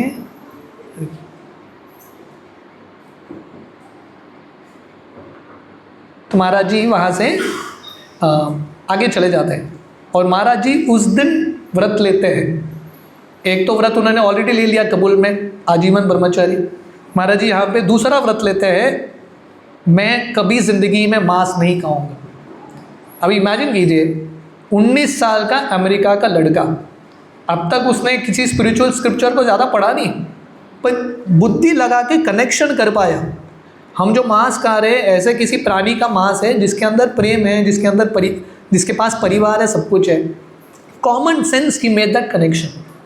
तो ये दुनिया में लोग ये कनेक्ट भी नहीं कर पाते। हम सेंसिटिविटी के बारे में बात कर रहे हैं, है कि नहीं। आजकल थोड़े समय पहले चल रहा था ना, सेव डॉग, ऐसा कुछ तो डॉग प्रोटेस्ट मूवमेंट ऐसा कुछ चल रहा था। पर यही लोग जो डॉग के लिए प्रोटेस्ट कर रहे हैं, डॉग को बचाओ, डॉग को बचाओ, उनके प्लेट में मांस खाते रहते हैं। तो कहाँ का ये कनेक्शन है? तो लोग ये कनेक्ट नहीं कर पाते हैं कि ये सिंपल चीज़ है। अगर भक्ति में प्रगति करना है, भगवान का कृपा प्राप्त करना है, हमारे मन में भी एक दया होनी चाहिए दूसरों प्राणियों के प्रति। महाराज जी जब ऐसे ही दिल्ली में थे, एक स्टेडियम में एक क्रिस्टोफर हिल्स करके एक अमेरिका का व्यक्ति था, उसने बहुत बड़ा एक कॉन्फ्रेंस अरेंज किया था। पूरे भारत में जितने भी बड़े बड़े साधु संत थे, गुरुजन थे, सबको स्टेज में बुलाया। उसी साल कुंभ मेला का समय था। कुंभ मेला के लिए सभी साधु संत हिमालय से नीचे उतरे थे। तो उसने सबको बुला दिया। 4000 लोग जम गए वहाँ पे, क्योंकि भारत के सबसे बड़े बड़े साधु संत गुरुजनों का दर्शन होगा, सबके मुख से सुनने का अवसर, उनका दर्शन करने का अवसर। तो क्रिस्टोफर हिल्स लाइन में लगे हैं, सब साधु संत बैठे हैं। क्रिस्टोफर हिल्स माइक लेता है और बोलता है बराबर 8 बजे 8 PM को हमको ये प्रोग्राम वाइंड अप करना है। जब वो ये अनाउंस करता है, वहाँ पे बैठे साधु संतों को, गुरुजनों को समझ में आ गया हम सबको चांस नहीं मिलने वाला है बोलने के लिए। तो एक व्यक्ति चपड़ गया, माइक पकड़ लिया उसने और वो अपना भाषण देने लगा। दूसरा व्यक्ति, बाकी जो लोग बैठे थे विचलित हो गए, ये इतना बड़ा भाषण दे रहा है, ये बंद नहीं करेगा, हमको चांस नहीं मिलेगा। बाकी लोग कूदने लगे और बिल्कुल स्टेज में सबके सामने ये सब लोग झगड़ा कर रहे हैं। अभी 3000 लोग आए हैं इनसे प्रेरणा प्राप्त करने के लिए, स्टेज में ही झगड़ा। और राधानाथ महाराज का फर्स्ट एक्सपीरियंस है इंडिया के गुरुओं का। महाराज जी आए हैं इंडिया के गुरुओं का आश्रय लेने के लिए, सामने ऐसा खुला झगड़ा चल रहा है। और क्रिस्टोफर हिल्स क्या करता है, छलांग लगाता है, स्टेज पे आके माइक का वायर खींच के माइक लेके भाग जाता है, कॉन्फ्रेंस खत्म। तो महाराज जी सोच रहे थे इंडिया क्यों आया मैं, इनसे मैं क्या सीखूंगा, गुरुजन ही इतना झगड़ा कर रहे हैं तो शिष्यों को क्या सिखाएंगे, पीस कहाँ से देंगे। तो उस समय महाराज जी के पास एक सन्यासी मिलते हैं जिनका नाम था स्वामी सच्चिदानंद। वो महाराज जी का एक बहुत इंपॉर्टेंट विषय बताते हैं। वो बोलते हैं कि हर व्यक्ति प्रगति के अलग अलग स्तर पे होता है। Everyone is on a different level of progress. सिर्फ है किसी ने साधु वेश पहन लिया, कोई गुरु बन गया, इसका ये अर्थ नहीं है कि बहुत प्रगतिशील है। Everyone is on a different level of progress. और बताते हैं अगर हम किसी और को जज करेंगे उसके लेवल के अनुसार कि उसको ऐसा होना चाहिए, ऐसा क्यों बर्ताव कर रहा है, वो दोष हमारे अंदर भी आएगा। तो महाराज जी को बताते हैं दूसरों को जज करने का प्रयास मत करो, जिसका जो लेवल है उसका वो होगा। आपको सुधारने का प्रयास करो, try to make yourself better. मैं कहीं पे बता रहा था, मैं भक्ति तीर्थ महाराज के बारे में बता रहा था ना, राधानाथ महाराज के बहुत करीब के दोस्त। He is a black bodied person, Afro American black bodied. तो हम सब जानते हैं जो व्यक्ति ब्लैक बॉडीड होता है तो जनरली एक बायस होता है, लोग उसको एक अलग दृष्टिकोण से देखते हैं। तो भक्ति तीर्थ महाराज एक दिन श्रीला प्रभुपाद के पास आए। उन्होंने क्या बोला प्रभुपाद को पता है? बोले प्रभुपाद मुझे लगा इस्कॉन में भेदभाव नहीं होगा, मुझे ऐसा लगा, पर प्रभुपाद मैं बोलना चाहता हूँ अफसोस के साथ, इस्कॉन में भी मेरे साथ भेदभाव हो रहा है। अभी भी लोग मेरे कलर देख के मेरे साथ भेदभाव कर रहे हैं। प्रभुपाद क्या बोले पता है? प्रभुपाद बोले अगर तुम भी उनकी तरह बर्ताव करोगे, तुम में और उनमें फ़र्क क्या है? तो प्रभुपाद बोले जिसको जो बर्ताव करना है करने दो, तुम अपने भक्ति में फोकस करो। भक्ति तीर्थ महाराज ये इंस्ट्रक्शन को उन्होंने बहुत गंभीरता से लिया। लोगों को जो बोलना है, जो सोचना है मेरे बारे में सोचने दो, मैं अपने भक्ति को एलिवेट करूँगा। तो भक्ति तीर्थ महाराज इस्कॉन के सबसे बड़े लीडर बन गए। तो राधानाथ महाराज को पहले ही उनको ये सीख मिला था, दूसरों के दोष को मत ढूंढो, अपने आप को सुधारने का प्रयास करो। Yoga is the process of refinement. अपने आप को और रिफाइन बनाने का तरीका है, जेंटल बनाने का तरीका है। तो ये पूरे जर्नियों में ऐसे बहुत सारे छोटे छोटे शिक्षाएं महाराज देते हैं जो भक्तों के लिए, वैष्णव गुण प्राप्त करने के लिए बहुत महत्वपूर्ण है। तो महाराज जी जब ऐसे भ्रमण करते करते ऋषिकेश पहुंचते हैं। आप में से कितने भक्त ऋषिकेश गए हैं? थोड़ा हाथ ऊपर कीजिए। क्योंकि यात्रा करना चाहिए मापसा भक्तों का। हाँ, तो भारत में माना जाता है कि आत्म साक्षात्कार प्राप्त करना है, उत्तर दिशा में जाना है, हिमालय ऋषिकेश की ओर। तो ऋषिकेश हिमालय का पहला कदम है, the first step towards Himalayas. बहुत दिव्य स्थली है गंगा के तट पे। तो महाराज जी ऋषिकेश में एक स्वामी थे, स्वामी चिदानंद, उनके आश्रम में जाते हैं। और स्वामी चिदानंद इनको एक बहुत महत्वपूर्ण चीज़ बताते हैं। एक तो बताते हैं कि मनुष्य ज़िंदगी का लक्ष्य भगवान की प्राप्ति करने के लिए है। अगर हम मनुष्य ज़िंदगी में भगवान की प्राप्ति नहीं करेंगे तो ये मनुष्य ज़िंदगी बेकार है, वेस्ट है। और एक बहुत इंपॉर्टेंट पॉइंट बताते हैं जो भक्तों का समझना बहुत महत्वपूर्ण है। वो बताते हैं जो योग मार्ग में है, भक्ति के मार्ग में भी सबसे बड़ा गलती क्या होता है? हम भक्त क्या करते हैं? सुबह ध्यान करते हैं, जप करते हैं, शाम को थोड़ा ध्यान करते हैं, दिन भर लोगों के साथ ऐसा बेकार बर्ताव होता है, लोगों के साथ ऐसा स्वार्थ से बर्ताव करते हैं, लोगों के साथ बहुत गुस्से के साथ कठोर शब्दों का प्रयोग करते हैं। इसके वजह से जो भी हमने साधना इकट्ठा किया था, साधना का बल सब बह जाता है। Everything goes away. जैसे बकेट में आप पानी भर रहे हो, दूसरे ओर एक छेद है, सब निकल जाएगा, सब बह जाएगा। तो ये पेटी सेल्फिशनेस, छोटे विचार के वजह से हम जो भी हमने साधना इकट्ठा किया था सब चला जाता है। तो ये बहुत इंपॉर्टेंट है। भक्ति में हरिनाम सबसे महत्वपूर्ण, पर हरिनाम के साथ अगर ये वैष्णव गुण नहीं है कि नहीं, हम लोगों के साथ कैसा बर्ताव करते हैं, सिर्फ भक्तों के साथ नहीं, बाहर के लोगों के साथ भी कैसा बर्ताव करते हैं, उसे बहुत निर्भर है कि हम प्रगति करने वाले हैं या जो हमने साधना इकट्ठा किया था, जो बल इकट्ठा किया वो बह जाएगा। महाराज जी ऐसे चलते चलते उनके मन में ये विचार आता है, ये इच्छा उठती है, मुझे गंगा के तट में ध्यान करना है। तो महाराज जी व्रत लेते हैं, 1 महीना वो गंगा के तट पे बैठ के तपस्या करेंगे। सुबह से लेकर शाम तक एक पत्थर में बैठे रहेंगे, 1 स्टोन, अभी भी ये स्टोन है महाराज जी जिस पे बैठे थे ऋषिकेश में, एक पत्थर पे बैठेंगे, सुबह शाम तक वही पत्थर में बैठे रहना, गंगा को देख के प्रार्थना करते रहना। शाम के समय जब महाराज जी वापस जाते थे गुफे में रहने के लिए, एक गुफे में रहते थे, एक व्यक्ति था जो गाजर बेचता था, महाराज जी को देख के गाजर देता था। एक पूरा महीना महाराज जी गंगा का पानी और एक गाजर, पूरा महीना महाराज जी ने ये किया। और गंगा के तट में बैठ के महाराज जी ने जो सीखा, महाराज जी बताते हैं जर्नियों में उनके 19 साल की ज़िंदगी में स्कूल कॉलेज में उन्होंने नहीं सीखा, वो 1 महीना गंगा माता ने सिखा दिया। तो पहला चीज़ है हमारे लिए गंगा माता हो, तुलसी देवी हो, गाय हो, ये सब सिर्फ प्राणियाँ नहीं है, चीज़ नहीं है, ये भगवान की शक्तियाँ हैं, भगवान के महान भक्त हैं। तो जब हम गौ माता का, गंगा का आश्रय लेते हैं या भगवद गीता का आश्रय लेते हैं, हमको बहुत साक्षात्कार मिलता है। तो महाराज जी ये जर्नी होम के सेक्शन में, ये मेरा फेवरेट सेक्शन है, महाराज जी इतने सुंदर लेसन्स बताते हैं जो उन्होंने गंगा में बैठे 1 महीने में उन्होंने सीख लिया। तो पहला चीज़ मैं थोड़ा जल्दी बताऊंगा ये लेसन्स को।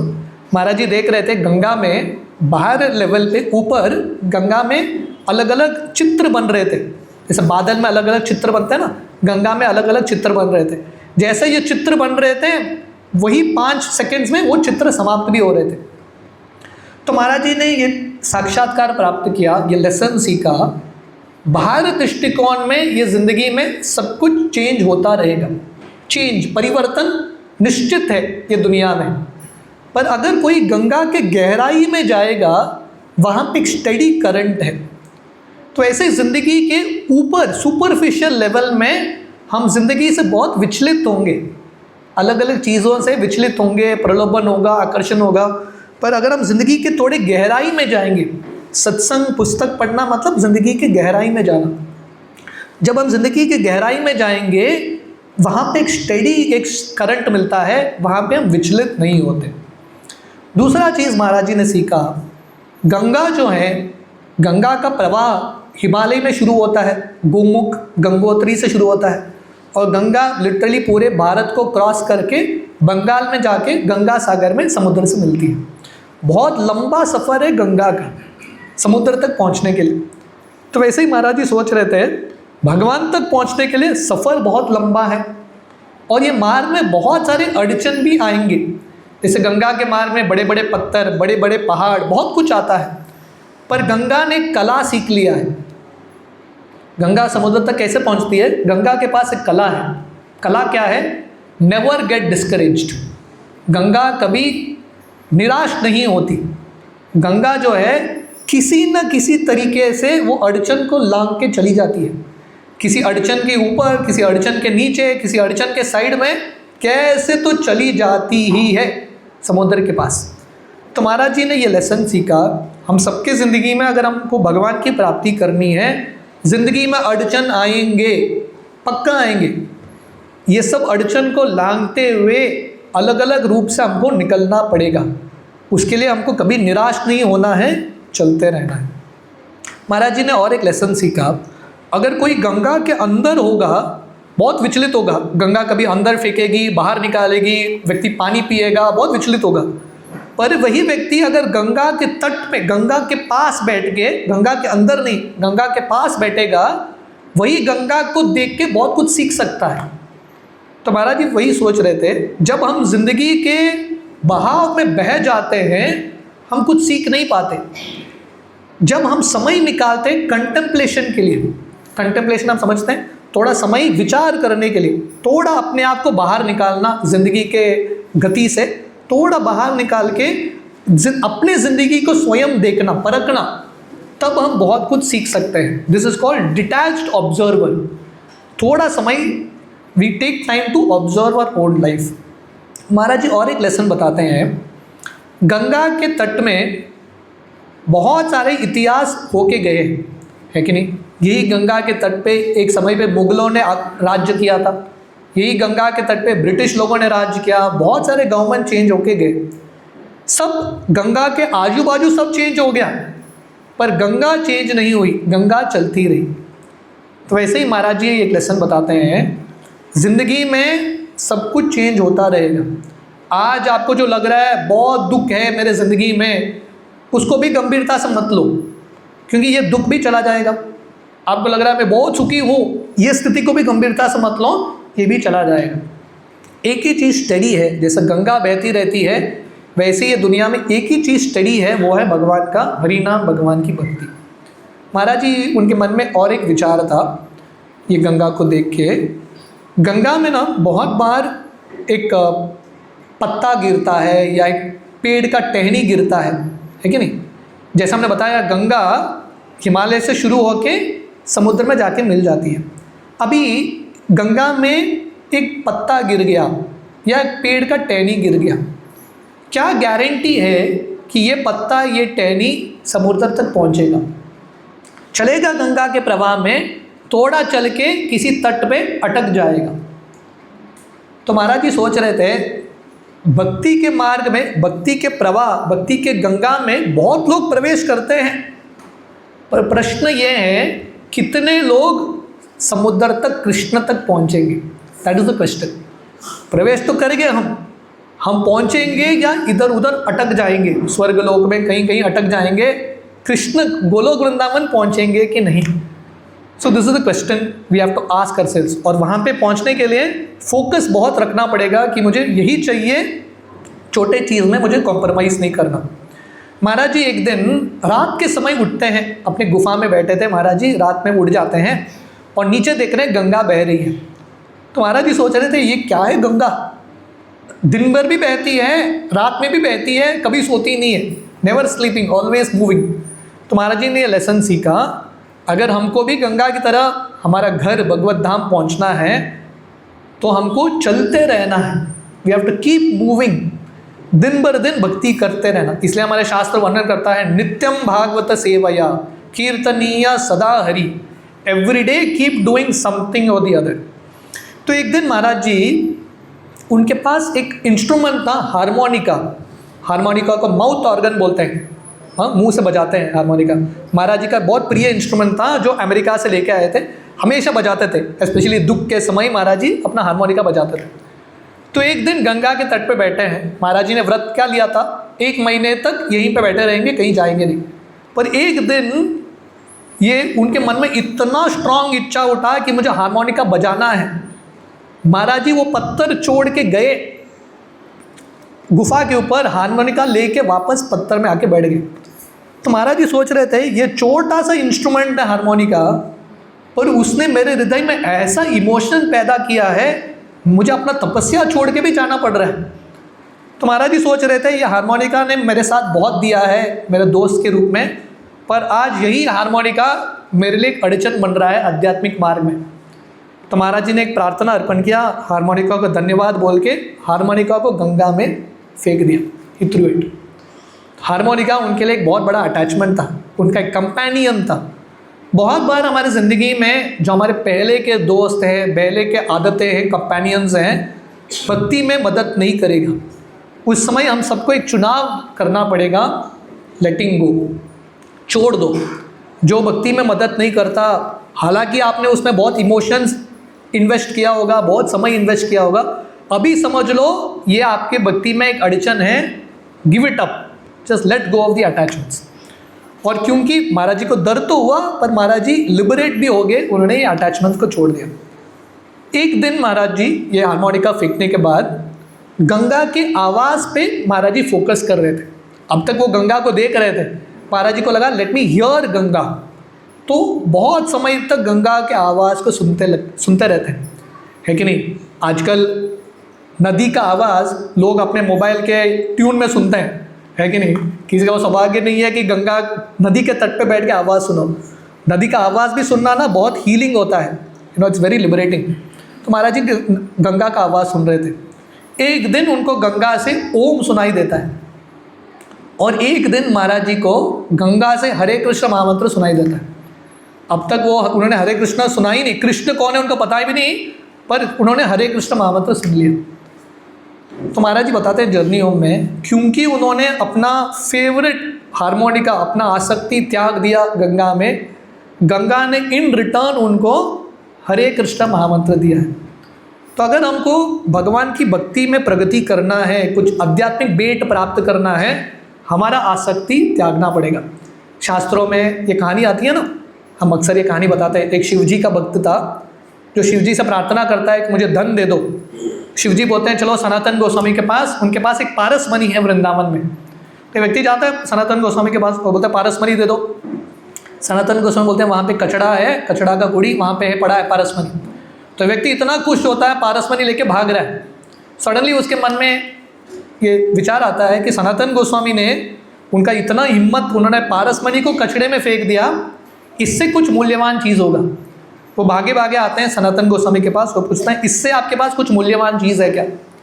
सनातन गोस्वामी बोलते हैं डेफिनेटली मैं दूंगा, पहला कंडीशन पारस मणि नदी में फेंको, यमुना में फेंको। तो इस व्यक्ति को करना पड़ा, उसने पारस मणि यमुना में फेंक दिया। उसके बाद सनातन गोस्वामी ने उसको ये हरे कृष्ण महामंत्र दिया दीक्षा के रूप।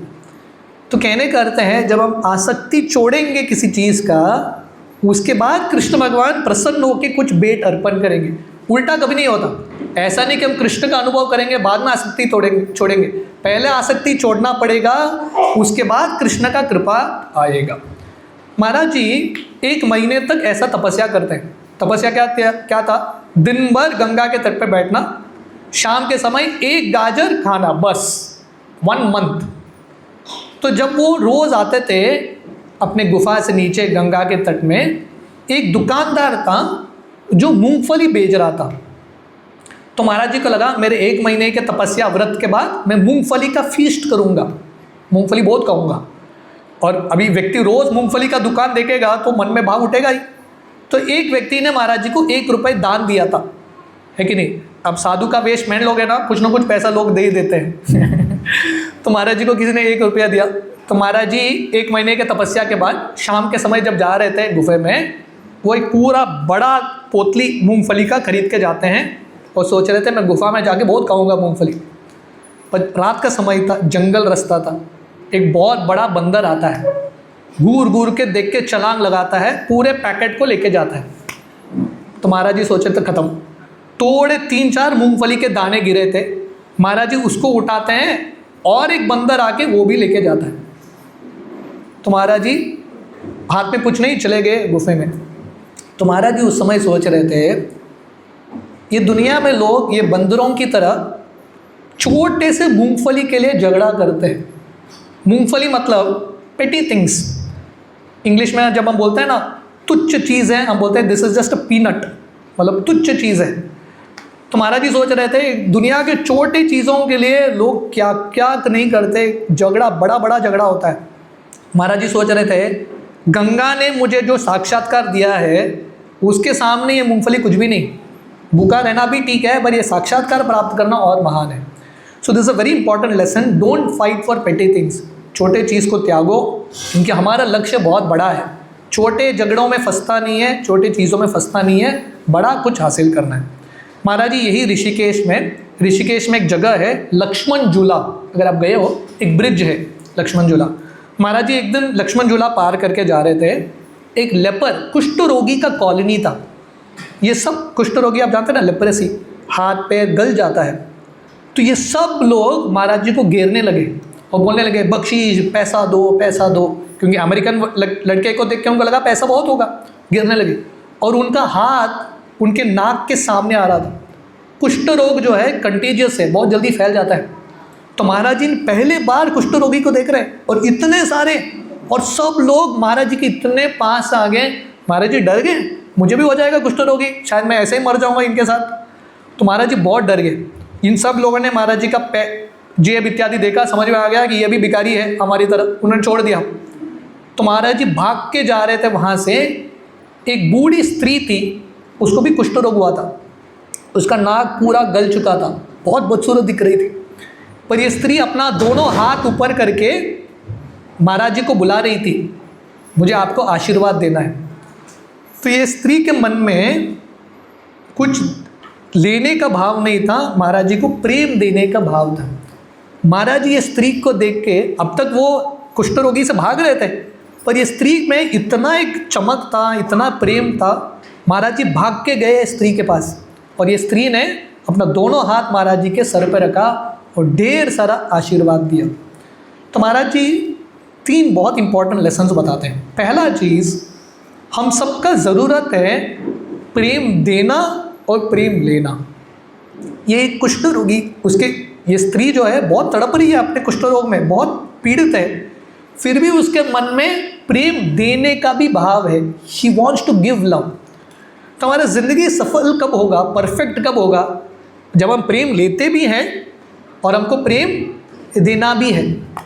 ऐसा होता है ना, सांस, हम ब्रीदिंग कैसे करते हैं, सांस अंदर लेते हैं और सांस बाहर छोड़ते हैं। कोई व्यक्ति बोलेगा मैं सिर्फ सांस अंदर लूँगा, छोड़ूंगा नहीं बाहर, संभव है क्या? मर जाएगा, छोड़ना भी पड़ेगा। जीवित रहने के लिए सांस अंदर लो और सांस छोड़ो।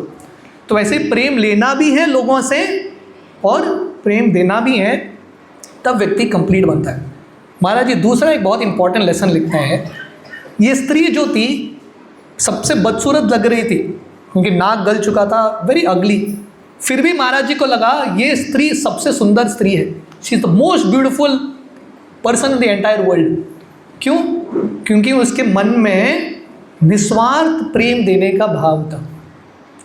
तो अगर हमको एक्चुअली सुंदर बनना है, भारत दृष्टिकोण से जो है हम हैं, एक्चुअली हमको सुंदर बनना है, तो मन में ऐसा निस्वार्थ प्रेम का भाव होना चाहिए। शिला प्रभुपाद का चित्र, हमारे हर इस्कॉन मंदिर में शिला प्रभुपाद की फ़ोटो हैं। शिला प्रभुपाद भारत दृष्टिकोण से उतने सुंदर नहीं लग रहे हैं, है कि नहीं? प्रभुपाद एल्डरली मैन है, फिर भी प्रभुपाद इतने सुंदर हैं, हर व्यक्ति प्रभुपाद के प्रति आकर्षित हो रहा है। Why? Because there is natural love. Prabhupada के मन में दूसरों को प्रेम या करुणा बांटने का इच्छा है। तो ये बहुत इंपॉर्टेंट है, अगर हमको सुंदर बनना है, we have to learn to give love. और महाराज जी तीसरा एक इंपॉर्टेंट लेसन बताते हैं, हमारे अंदर ना एक टेंडेंसी है, ये कंडीशनिंग है दूसरों को जज करना। दूसरों को देख के हम तुरंत लेबल लगाते हैं, ये ऐसा है वैसा है। महाराज जी सोच रहे थे अगर मैं ये स्त्री को भी ऐसे ही लेबल करती थी, ये स्त्री भी बाकी लेपर्स की तरह है, कुष्ठ रोगी की तरह है, तो महाराज जी ये प्रेम का अनुभव कभी करते ही नहीं थे। तो हम सबके अंदर ये दोष है, हम तुरंत दूसरों को जज कर देते हैं। तो महाराज जी प्रार्थना करते हैं, पूरे जर्नी होम में आप पढ़ेंगे ध्यान से, महाराज जी के कंटिन्यूस प्रार्थना है। महाराज जी भगवान से प्रार्थना करता रहता है, मैं किसी को जज न करूं, क्योंकि हर व्यक्ति, हर बुरे व्यक्ति में भी कुछ न कुछ अच्छाई है। तो वरिष्ठ प्रगतिशील साधु संत, महान जो भक्त हैं, वो सब में कुछ न कुछ अच्छाई देखते हैं। शिला प्रभुपाद ने इस्कॉन की शुरुआत ऐसे ही की। प्रभुपाद अगर अमेरिका जाके हिप्पी लोगों में बुराई देखते थे, वो लोग बोलते थे प्रभुपाद आप चले जाओ भारत वापस। प्रभुपाद ने जाके उनके अंदर अच्छाई देखा, सबसे गए गुजरे लोगों के अंदर प्रभुपाद ने अच्छाई देखा, इसलिए इस्कॉन मूवमेंट फैला है। सो ओवरकमिंग द टेंडेंसी टू जज अदर्स, दूसरों को कभी जज न करना। महाराज जी जब ऐसे ही उत्तर भारत में थे, हिमालय प्रांत में थे, आप अगर ऋषिकेश से आगे जाओगे ना, उत्तर काशी की ओर, जो बद्रीनाथ हायर लेवल्स, तो वहाँ पे नदियों का संगम होता है, अलकनंदा, अलग अलग नदियों का संगम। और वहाँ पे ना ऐसा दिखता है कि नदी आराम से बह रहे हैं, पर उनका गति बहुत तीव्र होता है। आप स्नान करने के लिए जाओगे, नदी आपको खींच के भाग के लेके जाएगा, पता भी नहीं चलेगा, पैर रखोगे भाग के लेके जाएगा। तो महाराज जी ऐसे एक नदियों के संगम में थे, उनको पता नहीं था ये नदी का तीव्रता क्या है, तो उन्होंने पैर रखा स्नान करने के लिए, नदी उनको भाग के लेके जाने वाला था। उस समय शिवजी के एक भक्त थे, बहुत हट्टे कट्टे, कैलाश बाबा, उनका हाथ पकड़ के उनको बाहर खींचते हैं। और महाराज जी उस दिन से काफ़ी समय तक कैलाश बाबा के साथ भ्रमण करने लगते हैं। और ये कैलाश बाबा ने महाराज जी को बहुत कुछ सिखाया। साधु को कैसा रहना है, उनको सिखाया कि कैसे भिक्षा मांगना है, मधुकरी करना है। मधुकरी जब करते हैं पोहा मिलता है, पोहा को कैसे नदी में डाल के नमक डाल के खाना है। उन्होंने सिखाया कि कैसे सबका सम्मान करना है, हर एक पशु प्राणी का, हर एक साधु संत का सम्मान करना। और सबसे बड़ा आश्चर्य है, ये महाराज जी ने काफ़ी समय बिताया कैलाश बाबा के साथ।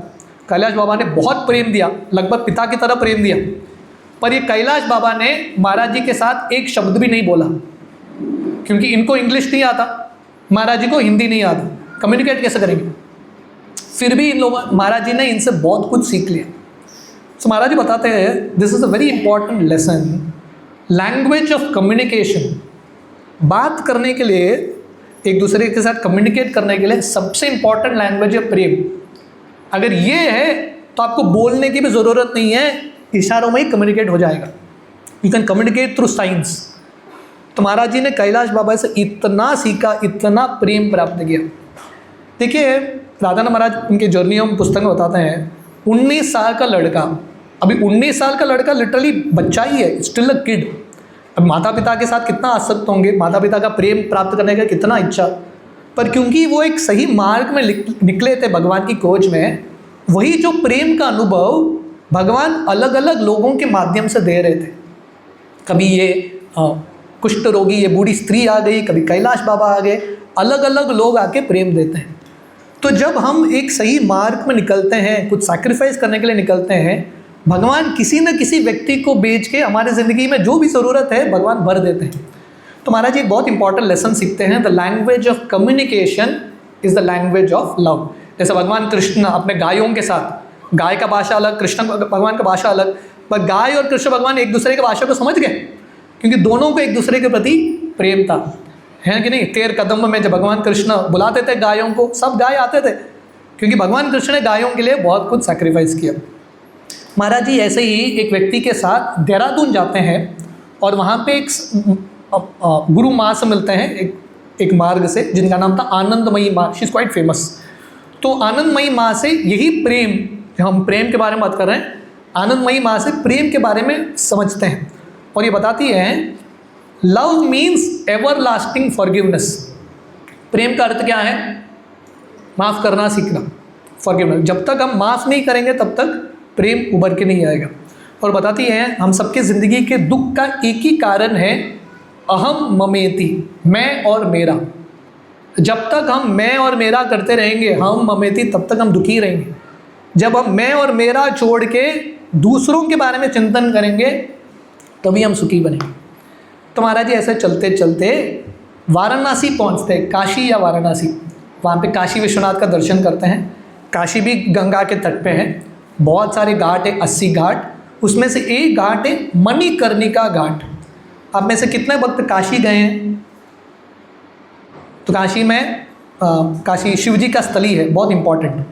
काशी का ये घाट है मणिकर्णिका घाट। ये मणिकर्णिका घाट का खासियत है, यहाँ पे लाशें जलते रहते हैं। अब कौन से भी समय जाओ, दिन रात, साल के कौन से भी दिन लाशें जलते रहते हैं। और भी एक दो नहीं, साथ में सामूहिक 20-25 तो जलते रहते हैं। तो महाराज जी वहाँ पे काफ़ी समय बैठ के उन्होंने मेडिटेशन किया। किसके ऊपर मेडिटेशन? मृत्यु के ऊपर। अगर आपको ऐसा मेडिटेशन करना है ना, कभी कर सकते हैं, मणिकर्णिका घाट मेडिटेशन। 2 दिन वहीं पे बैठना है और लाशों को जलते हुए देखना है, बहुत वैराग्य आता है। तो महाराज जी ने बहुत वैराग्य सीखा, है कि नहीं, कि कैसे ये दुनिया में अल्टीमेटली सब कुछ टेम्पररी है, यही होने वाला है। तो ये दुनिया की चीज़ों के प्रति आसक्त हो के क्या फ़ायदा? You learn a lot of temporariness. और महाराज जी का लक्ष्य और बन गया, जो इटर्नल चीज़ है भगवान की भक्ति, वो प्राप्त करने के लिए। Can I actually this is where I stopped yesterday. I am already at 1:43. I don't know how much time I have. Jagat Bhushan Prabhu is around?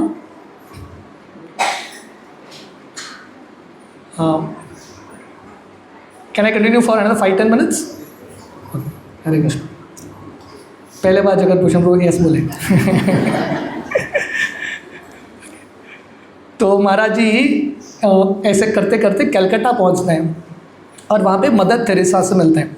तो मदर तेरेसा जो है महाराज जी को एक बहुत इम्पॉर्टेंट चीज़ बताती है।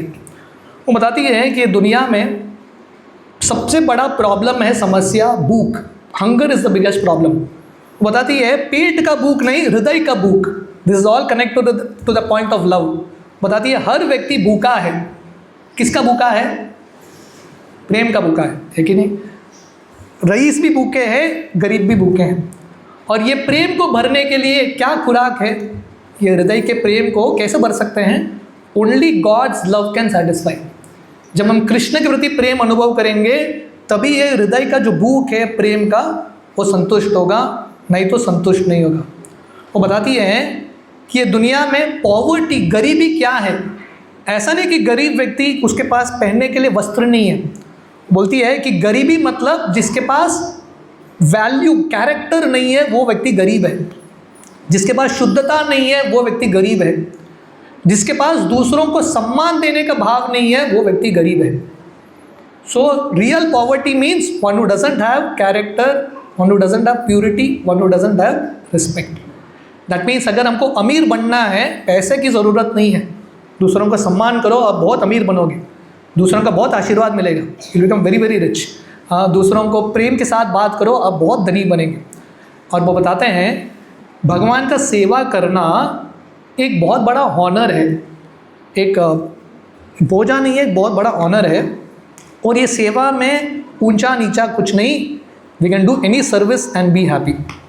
तो ऐसा महाराज जी भ्रमण करते करते महाराज जी गोवा पहुंचते हैं। गोवा का भी एक्सपीरियंस है कि नहीं?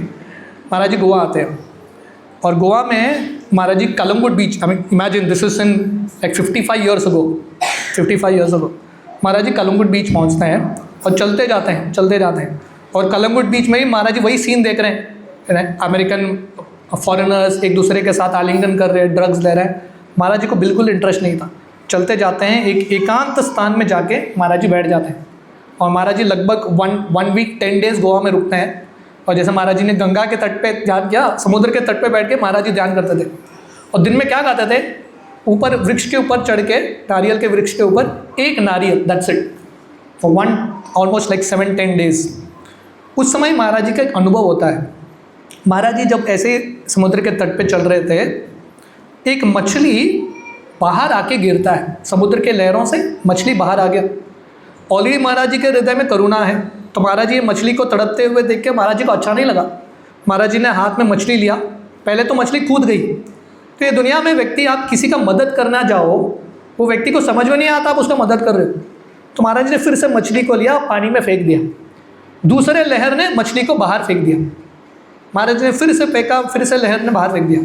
महाराज जी को मछली को लेते हैं, पानी के अंदर चले जाते हैं और अंदर जाके मछली को छोड़ते हैं और बाहर आके रुके रहते हैं। एक लहर के बाद दूसरा लहर, मछली बाहर नहीं आया। महाराज जी बहुत खुश हो गए, मैंने एक मछली के जान को बचा लिया।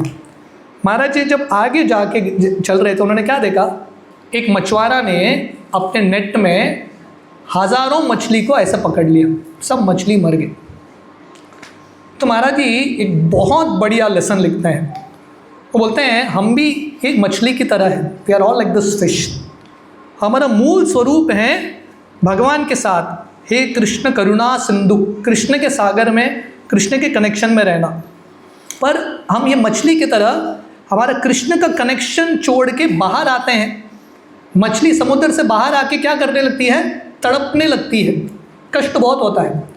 तो हम भी कृष्ण का कनेक्शन, भगवत नाम छोड़ के दुनिया में आए हैं। हमारा परिस्थिति क्या है? हम तड़प रहे हैं तीनों तापों से। पर साधु संत आते हैं, हमको उठाते हैं और नदी में, समुद्र में वापस फेंकते हैं।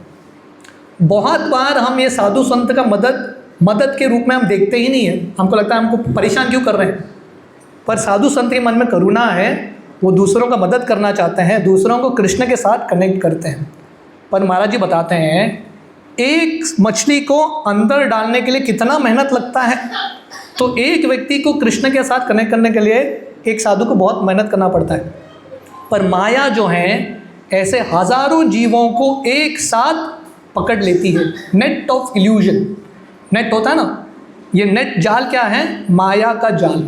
माया ऐसे लोगों को पकड़ती है और लोगों को कृष्ण के विरुद्ध लेके जाती है। तो महाराज जी यहाँ पे एक बहुत इंपॉर्टेंट लेसन बता रहे हैं। अभी माया का नेट तो बहुत बड़ा है कि नहीं? तो हम सबको प्रयास करना है वो साधु की तरह बनने के लिए और लोगों को मदद करना कृष्ण के साथ कनेक्ट कर पाने का। तो महाराज जी जब ऐसे ही भ्रमण करते करते गोवा से फिर से दिल्ली पहुंचते हैं। ये बहुत interesting story, probably I tell 1 or 2 stories and then I will end here. Maharaj ji Delhi के एक बिजी सड़क में बैठे थे। ये कॉनॉट सर्कस एरिया है, बहुत बिजी सर्कस एरिया। तो महाराज जी रास्ते के पास एक बेंच था, वहाँ पे बैठे थे। एक व्यक्ति आता है और महाराज जी के कान में एक डंडा घुसाता है, पूरा जोर से घुसा रहा है, पूछा भी नहीं, जोर से घुसा दिया। महाराज जी सोच रहे हैं क्यों आ गया तू, जोर से घुसा के 5 मिनट पकड़ के बाहर खींचता है और बाहर क्या निकालता है, कान की गंदगी, ईयर वैक्स बाहर निकालता है और बोलता है देखो मैंने एक कान साफ किया, दूसरा कान साफ करने के लिए पैसा दो। उसका एडवर्टाइजमेंट का तरीका था, लेकिन एक फ्री में दे दिया, दूसरा का पैसा। तो महाराज जी सोच रहते हैं, ही महाराज गिव्स 2 लेसन्स हियर। एक है महाराज जी बताते हैं हम सबके मन में इतने अनर्थ हैं अहंकार का। ऐसा कान में जब गंदगियाँ होते हैं ना तो हमको सुनाई नहीं देता ठीक तरह से। जब हृदय में गंदगियाँ होते हैं अनर्थ का, स्पेशली अहंकार का, गुरु कृष्ण का आवाज़ सुनाई नहीं देता। कृष्ण बुला रहे हैं but we are not able to see. गुरु क्या करते हैं, ये व्यक्ति की तरह अपना ज्ञान का छड़ी हमारे हृदय में ऐसा घुसाते हैं और दर्द तो होता है, बट जब वो बाहर निकालते हैं बहुत गंदगी बाहर निकल के आता है। तो गुरु का कार्य है अपने ज्ञान के डंडे से हमारी गंदगी को साफ करना। पर महाराज जी बताते हैं जैसे ही व्यक्ति ने बोला एक मैंने कान साफ किया, दूसरा कान के लिए पैसा देना है, तो वैसे ही भगवान कभी कभी हमारी ज़िंदगी में फ्री सैंपल देते हैं, कुछ आध्यात्मिक झलक का अनुभव देते हैं। और प्राप्त करने के लिए कीमत चुकाना पड़ेगा, और वो कीमत क्या है, सिंसियर डेडिकेशन। सिंसियरली डेडिकेट करना पड़ेगा भगवान के नाम जप में। नारद मुनि का उदाहरण आता है भागवतम के पहले स्कंद में। नारद मुनि अपना कहानी, पिछले ज़िंदगी का कहानी व्यासदेव को बताते हैं, है कि नहीं। जब वो उनको साधु संतों का संग मिलता है तो साधु संतों ने उनको भक्ति का मार्ग दिया था। तो नारद मुनि एक बार उत्तर दिशा में निकलते हैं और एक जगह पर बैठते हैं, उनको साक्षात कृष्ण का दर्शन होता है। वो दर्शन चला जाता है, नारद मुनि फिर से बैठते हैं, पूरा प्रयास करते हैं वो दर्शन प्राप्त करने के लिए, दर्शन नहीं होता। भगवान कृष्ण, उनका आवाज़ सुनाई देता है। कृष्ण भगवान बोलते हैं वो मेरा फ्री सैंपल था, मैंने एक दर्शन दिया, अभी कंटिन्यूस दर्शन प्राप्त करने के लिए पैसा चुकाओ। और पैसा क्या है, ज़िंदगी भर भक्ति करो, उसके बाद दर्शन मिले। तो कभी कभी हम सबको ज़िंदगी में थोड़ा थोड़ा भक्ति का आनंद का झलक मिलता है, तो पूरा आनंद प्राप्त करने के लिए we have to be sincerely dedicate. I tell you all one more story and then we end for today. Maharaj ji जब यही कॉनॉट सर्कस में ये व्यक्ति ने डंडा घुसा दिया, निकाल दिया, महाराज जी से बात कर रहे हैं, डिस्कस कर रहे हैं। महाराज जी के पास एक बैग था। जब वो अमेरिका से आए थे उनके पास ज़्यादा कुछ सामान नहीं था, बहुत सामान चोरी हो गया। एक बैग था जिसमें महाराज जी ने बहुत सारे बुक्स इकट्ठा किए थे। शिला प्रभुपाद से क्रॉस मैदान में मिले थे बॉम्बे में, एक कृष्णा बुक मिला था, एक भगवद गीता था, autobiography of A Yogi, Bible, ऐसे बहुत सारे बुक्स थे बैग में। और महाराज जी वो बुक्स के साथ बहुत आसक्त हो गए थे। तो जब व्यक्ति से बात कर रहे थे, वो जब उठे निकलने के लिए देखा बैग गायब, किसी व्यक्ति ने बैग चुरा लिया। तो महाराज जी पागल हो गए, क्योंकि उनके पास यही बुक्स था, इंपॉर्टेंट बुक्स थे। महाराज जी इधर उधर खोज रहे थे, बुक्स है ही नहीं, बैग खत्म, चला गया कोई भी व्यक्ति बैग लेके। तो महाराज जी सोच रहे, बहुत दुखी हो गए कि बैग चला गया, मेरा इंपॉर्टेंट धन चला गया। बट सडनली महाराज जी जब 2-3 कदम आगे लिए, उनको समझ में आया बहुत महीनों बाद पहले बार मैं हल्का महसूस कर रहा हूँ, क्योंकि इतने देर तक महाराज जी वो पूरा बैग का बोझा लेके सब जगह भ्रमण कर रहे थे। First time he realise that he was feeling light, बोझा चला गया। तो महाराज जी एक लेसन बताते हैं, तो हम सबकी ज़िंदगी में हम हमारी आसक्तियों का बोझा लेके घूमते रहते हैं, और हमको लगता है कि मैं मतलब मेरा आसक्ति, हम दोनों कनेक्टेड हैं, हमारे ज़िंदगी का भाग बन जाता है वो आसक्ति। पर जब भगवान कृष्ण की कृपा से वो आसक्ति निकल जाता है, बुरा तो लगेगा, दर्द तो होगा, पर उस समय हमको ये भी लगेगा हम बहुत हल्के महसूस कर रहे हैं, we become very very light. और महाराज जी ये लेसन बताते हैं, मन का स्वभाव है जो ज़रूरत नहीं है उसको हम ज़रूरत मान के ले चलते हैं। हमको लगता है इसके बिना मैं ज़िंदगी जी नहीं सकता, पर जब वो ज़रूरत निकल जाता है, वो चीज़ निकल जाता है, तब हम समझ सकते हैं जिंदगी के आनंद जो हैं आसक्तियों पे निर्भर नहीं है, सरल हृदय पे निर्भर है। You can live life simply without complications. तो इस प्रकार there are like lot of more stories to tell, but time is short. मैं यहाँ पे आई स्टॉप हियर। पर जैसा मैं बता रहा था, ये साल महाराज जी का 75th व्यास पूजा है। जनरली हम राधानाथ महाराज पे ऐसे we never do this talk like this, पर हमारा इच्छा था कि ये साल क्योंकि महाराज जी का 75th व्यास पूजा है, हम कोशिश करें महाराज जी का ये पुस्तक जर्नी होम जिसके ऊपर मैं बोल रहा हूँ, जिसके आधार में ये पुस्तक इंग्लिश में है, मराठी में है, हिंदी में है। तो हमारा आशा है कि आप सब भक्त लेके जाएंगे। जिन लोगों ने पढ़ा है नहीं पढ़ा है डेफिनेटली लेना है। जिन लोगों ने पढ़ा भी है, मेरा हम्बल रिक्वेस्ट है सबसे कि आप 3-4 बुक लेके जाइए। Please try to take 4-5 books. The cost हमने पूरे डिस्काउंट रेट में दे रहे हैं हम ये कॉस्ट, पर हमारा होल आइडिया है कि ये पुस्तक को आप दूसरों को बांटने का प्रयास कीजिए। साल भर हम लोगों को अलग अलग गिफ्ट देते हैं। This was an amazing book. हमने ये बुक को बहुत बांटा है। जिन लोगों ने, क्योंकि क्या होता है, आप गीता बांटो, गीता बांटना भी इम्पॉर्टेंट है, पर बहुत बार लोग गीता के साथ कनेक्ट नहीं कर पाते क्योंकि उसमें बहुत फिलॉसफी है। यही गीता का सिद्धांत है। इसमें एक स्टोरी के लाइन में बहुत एडवेंचरस है, बहुत एक्साइटिंग रोमांचक एक स्टोरी है। उसमें अलग अलग लेसन्स है इसमें। Very beautiful book to connect people to Krishna and Srila Prabhupada. तो ये पुस्तक मराठी में है, इंग्लिश में है, हिंदी में अभी अवेलेबल नहीं है, but you can place your order, हम लेके आएंगे। तो बेसिकली हमारे रेट्स क्या है मैं बता दूंगा and then open it up for all of you all. तो इंग्लिश बुक जो है बहुत हाई क्वालिटी जैको का प्रिंट है।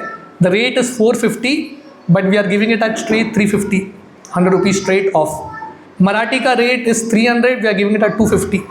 उसके अलावा हम लोगों को एंकरेज करने के लिए हमारा आशा है कि devotees will take sets of 5।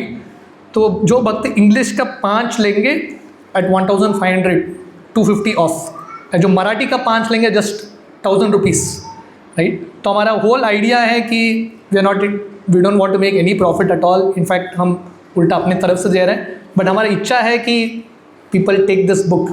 So we want to at least हमारा we are at least aspiring for it कि ये साल हम महाराज जी के लिए एटलीस्ट 500 to 1000 जर्नी होम्स हम पूरे गोवा में बांट सकें। That is our aspiration.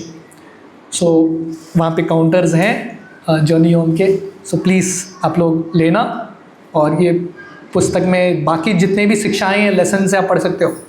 मैंने ये पुस्तक लिटरली इतने बार पढ़ा है, I read it so many times, and जितने भी बार पढ़ोगे it's so exciting. So please try to take this book.